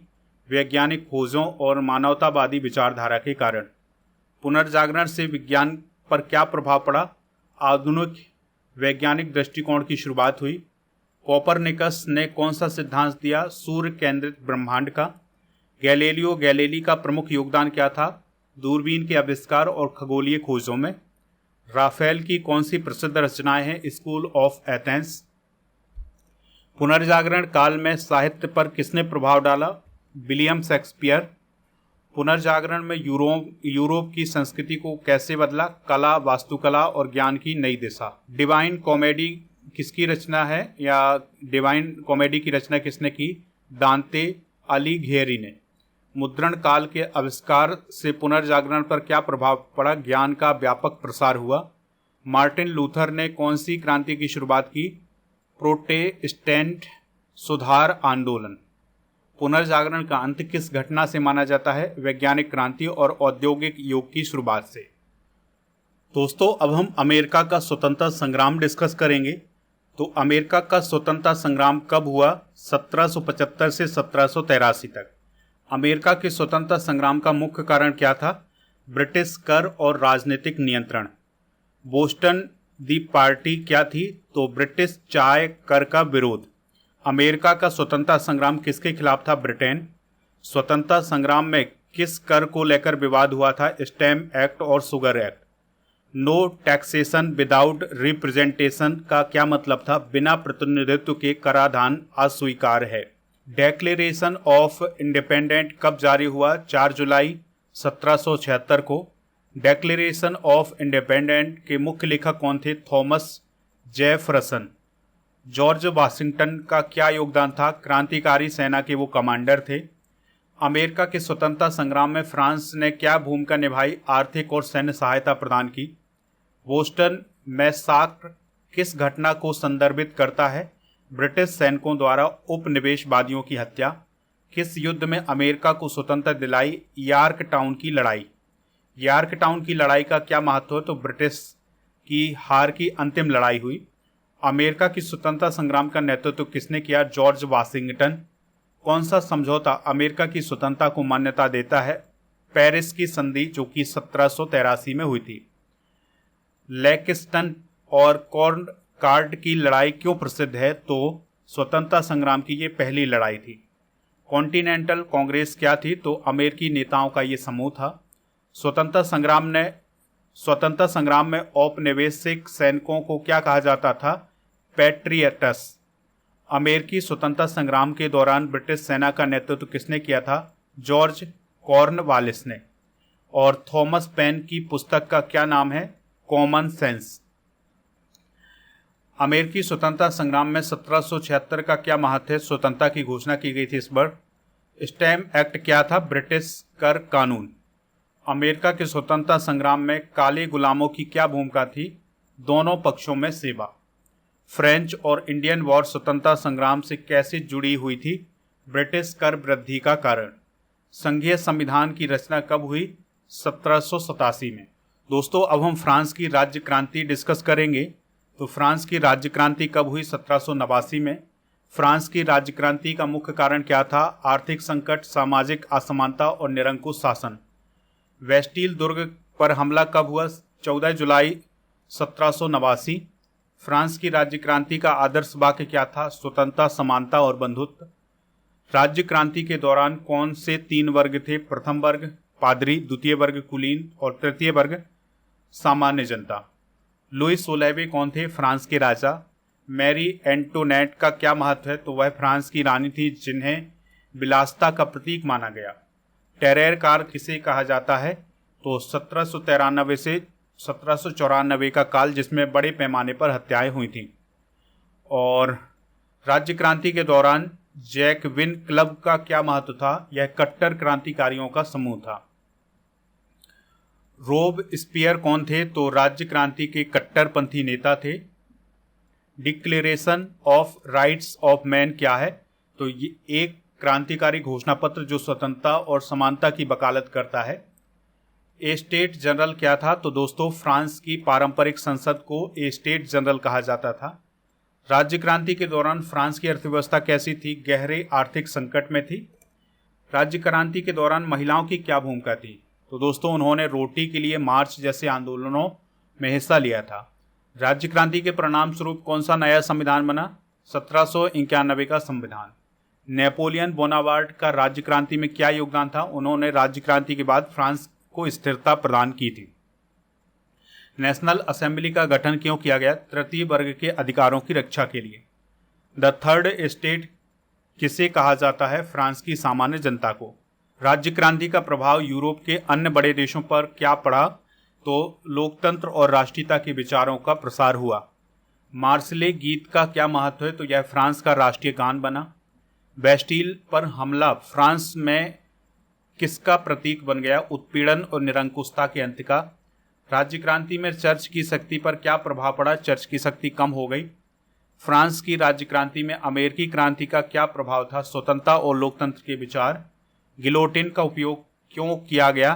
दंड के रूप में।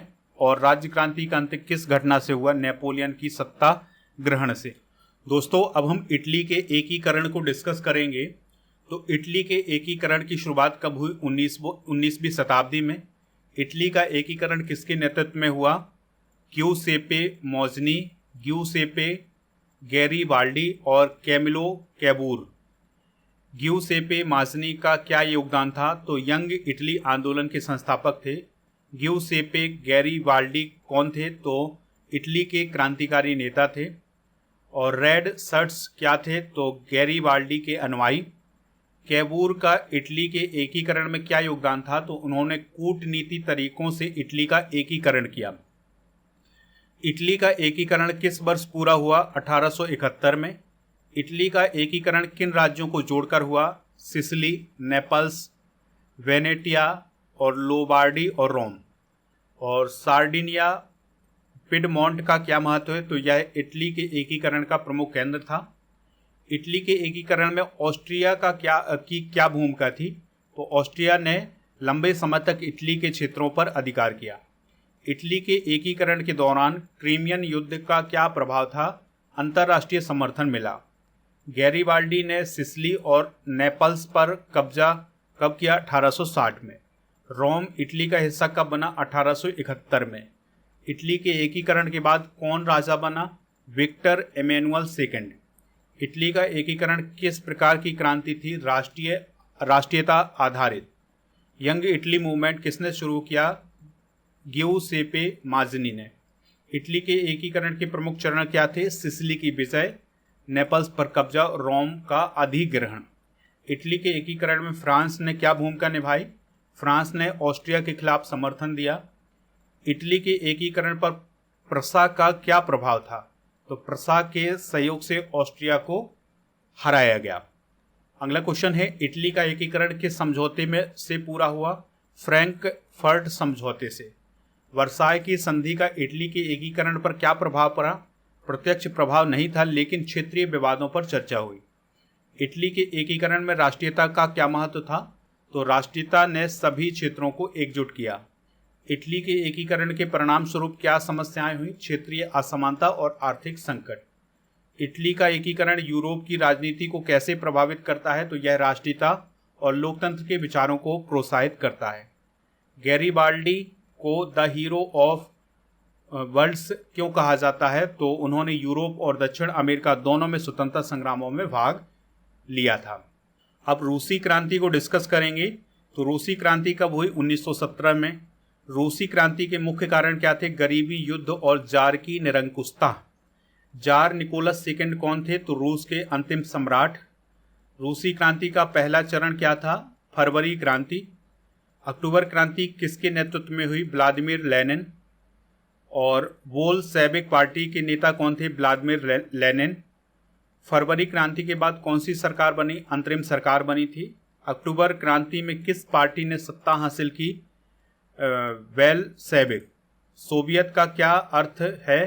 तो मजदूरों और सैनिकों की परिषद। रूसी क्रांति के दौरान किस वर्ग का सबसे बड़ा समर्थन था? मजदूर और किसान। रूस में जारशाही का अंत कब हुआ? फरवरी 1917। रूसी क्रांति के दौरान कौन से युद्ध का प्रभाव पड़ा? यानी रूसी क्रांति के दौरान कौन से युद्ध का प्रभाव पड़ा? प्रथम विश्व युद्ध। लेनिन का प्रमुख नारा क्या था? शांति, भूमि और रोटी। रूसी क्रांति के परिणाम स्वरूप कौन सी सरकार बनी? साम्यवादी सरकार। चेका क्या था? तो बोल्शेविकों का गुप्त पुलिस बल था। रूसी क्रांति के बाद रूस का नया नाम क्या रखा गया? सोवियत संघ या यूएसएसआर। फिर ये यूएसएसआर कब टूटा? 1991 में। क्रांति के लिए सशस्त्र विद्रोह का नेतृत्व किसने किया? ट्रोट्स्की ने। फरवरी क्रांति में महिलाओं की क्या भूमिका थी? तो महिलाओं ने रोटी और शांति के लिए प्रदर्शन किया।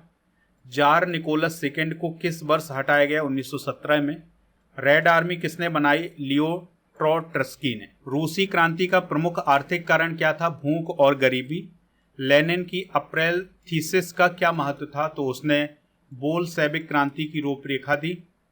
ब्रेस्ट लिटोस्बाक संधि का क्या महत्व है? तो रूस ने प्रथम विश्व युद्ध से बाहर होने की घोषणा की। रूसी क्रांति का विश्व स्तर पर क्या प्रभाव पड़ा? साम्यवाद का प्रसार हुआ। रूसी क्रांति के बाद जार निकोलस द्वितीय के परिवार का क्या हुआ? उन्हें 1918 में मार दिया गया। अब दोस्तों बात करेंगे औद्योगिक क्रांति की। तो अब तक हम 900 क्वेश्चन कर चुके हैं, अंतिम बचे हुए 100 क्वेश्चन है, तो आप इस वीडियो को लास्ट तक जरूर देखिएगा। तो क्वेश्चन क्या है? औद्योगिक क्रांति कब शुरू हुई? तो 18वीं शताब्दी में। औद्योगिक क्रांति की शुरुआत कहाँ हुई? इंग्लैंड में। औद्योगिक क्रांति का मुख्य कारण क्या था? तकनीकी आविष्कार और पूंजीवाद। पहली औद्योगिक क्रांति में कौन सा उद्योग प्रमुख था? कपड़ा उद्योग। और स्पिनिंग जेनी का आविष्कार किसने किया? जेम्स हरग्रीव्स ने। भाप इंजन का आविष्कार किसने किया? जेम्स वाट ने।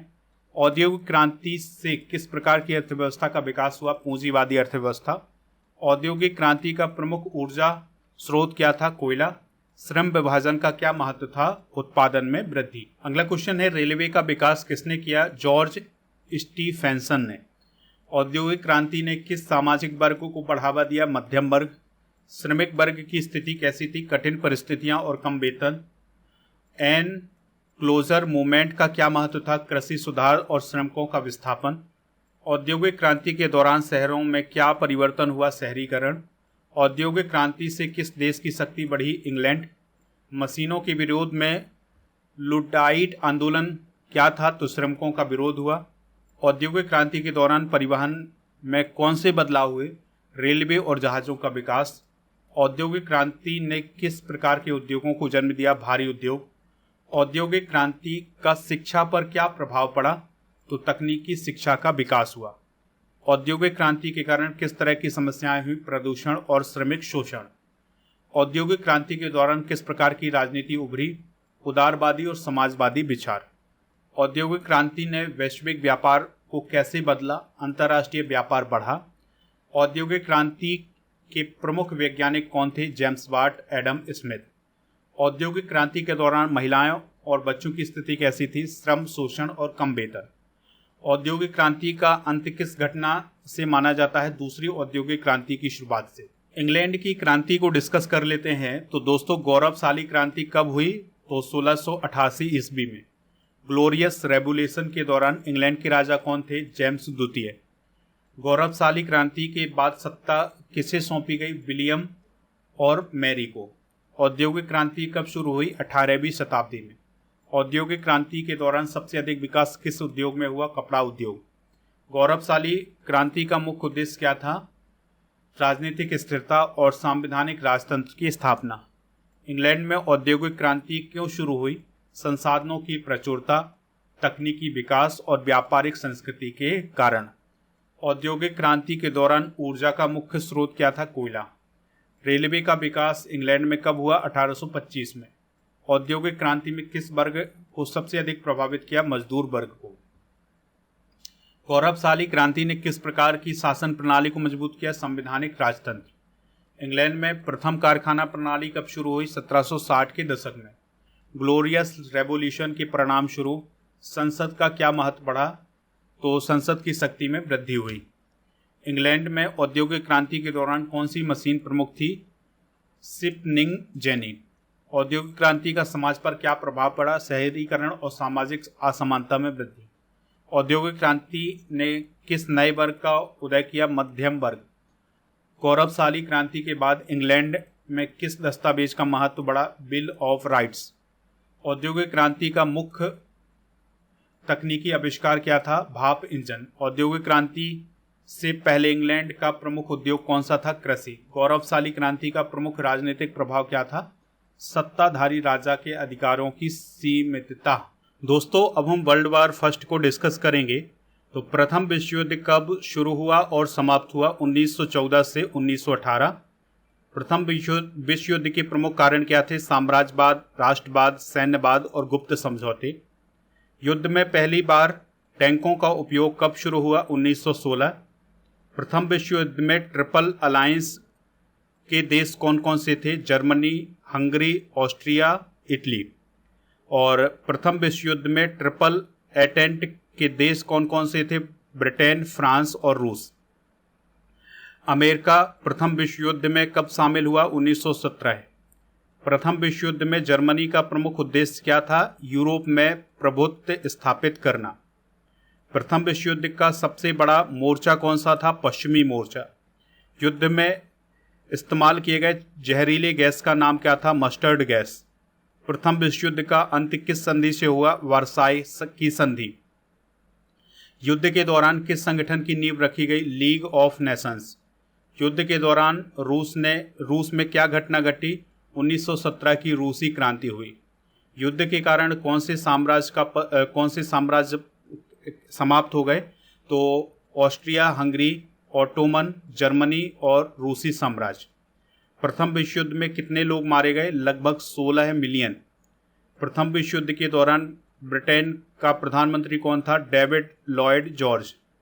प्रथम विश्व युद्ध में महिलाओं की क्या भूमिका थी? कारखानों और स्वास्थ्य सेवाओं में योगदान था उनका। प्रथम विश्व युद्ध में जर्मनी की हार का मुख्य कारण क्या था? सहयोगी देशों की सामरिक शक्ति और अमेरिका की भागीदारी। ट्रेंच युद्ध नीति किस युद्ध के दौरान प्रसिद्ध हुई? प्रथम विश्व युद्ध।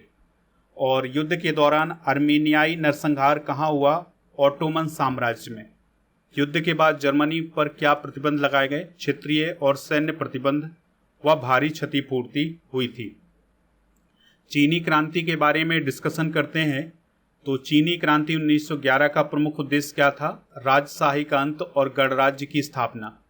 1911 की क्रांति के बाद कौन सा राजवंश समाप्त हुआ? चिंग राजवंश। चीन में माओ से तुंग किस विचारधारा से जुड़े थे? मार्क्सवाद। लॉन्ग मार्च का क्या महत्व है? चीनी कम्युनिस्ट पार्टी की ताकत का ये प्रतीक है। 1949 में चीन में किसका शासन स्थापित हुआ? तो चीनी जनवादी गणराज्य का। चीन की सांस्कृतिक क्रांति कब शुरू हुई? 1966 में। चीनी क्रांति में प्रमुख नेता कौन थे?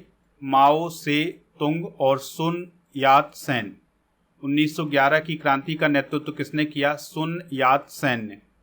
ग्रेट लीप फॉरवर्ड का मुख्य उद्देश्य क्या था? चीन को औद्योगिक और कृषि महाशक्ति बनाना। चीनी गृह युद्ध कब समाप्त हुआ? 1949 में।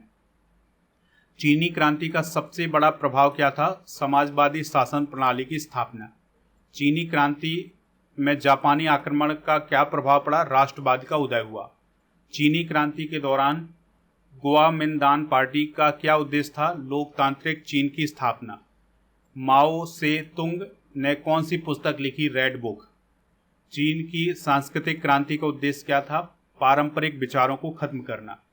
चीन की क्रांति में किस वर्ग की प्रमुख भूमिका निभाई? किसान वर्ग ने। चीनी क्रांति के दौरान लाल सेना क्या थी? कम्युनिस्ट पार्टी की सैन्य शक्ति। चीनी क्रांति के बाद चीन ने किस देश के साथ गठबंधन किया? सोवियत संघ। चीनी क्रांति का आर्थिक प्रभाव क्या था? भूमि सुधार और राष्ट्रीयकरण। चीनी क्रांति के दौरान किस आंदोलन की शुरुआत हुई? तो मई चौथा आंदोलन। इटली और तुर्की युद्ध और फासिस्टों का उदय डिस्कस करेंगे। तो तुर्की इटली युद्ध कब शुरू हुआ? 1911। तुर्की इटली का युद्ध का प्रमुख कारण क्या था? लीबिया पर कब्जा। तुर्की इटली का युद्ध का परिणाम क्या था? लीबिया इटली के नियंत्रण में आ गया। इटली में फासिज्म का कब उभरा? 1920 के दशक में। बेनिटो मुसोलिनी ने फासिस्ट पार्टी की स्थापना कब की थी? 1919 में। फासिस्टों का नारा क्या था? सब कुछ राज्य के लिए, राज्य के माध्यम से। तुर्की इटली युद्ध में कौन जीता? इटली। मुसोलिनी ने किस प्रकार की सरकार स्थापित की? तानाशाही। फासिस्टों ने इटली में किस वर्ग को प्रभावित किया? मध्यम वर्ग। फासिज्म की मुख्य विशेषता क्या थी? सामूहिकता और अधिनायकवाद। तुर्की इटली युद्ध में इटली ने कौन सा क्षेत्र कब्जा लिया? त्रिपोली। फासिज्म का विरोध करने वाले इटली के कौन से राजनीतिक गुट थे? समाजवादी और कम्युनिस्ट। फासिस्टों ने किस प्रकार की नीतियां लागू की? सैन्यवाद और राष्ट्रवाद की। फासिज्म के तहत शिक्षा का उद्देश्य क्या था? राज्यभक्ति और सैन्य अनुशासन। तुर्की इटली युद्ध का प्रभाव प्रथम विश्व युद्ध पर क्या प्रभाव पड़ा? तो तुर्की की सैन्य शक्ति कमजोर हो गई। फासिस्टों के प्रतीक क्या थे? फासिस यानी लकड़ी की छड़ और कुल्हाड़ी।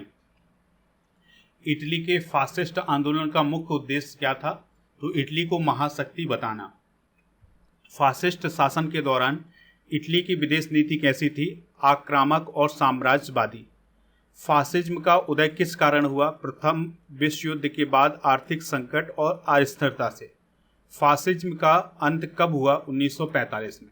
दोस्तों, अब आपके लिए क्वेश्चन है जिसका आंसर कमेंट बॉक्स में बताना है। आप ये बताएं कि जो द्वितीय विश्व युद्ध हुआ था ये कब से कब तक हुआ था? तो इसका आंसर आप कमेंट बॉक्स में बताएं।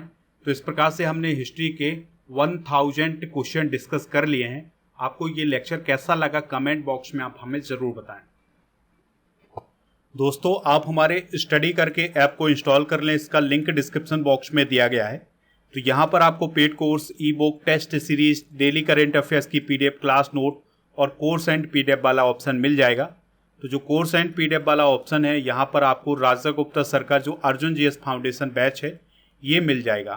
तो इस बैच में पॉलिटी, हिस्ट्री, जियोग्राफी, इकोनॉमिक्स और साइंस इन सभी को बहुत ही डिटेल से समझाया गया है। तो ये फाउंडेशन बैच है, तो इसमें आपको बहुत ही सरलता से समझाने की कोशिश की गई है। अगर आप ये बैच ज्वाइन करना चाहते हैं तो उसके लिए कूपन कोड यूज़ कर रहे हैं अर्जुन 500। इस कोर्स की वैलिडिटी है 2 वर्ष की।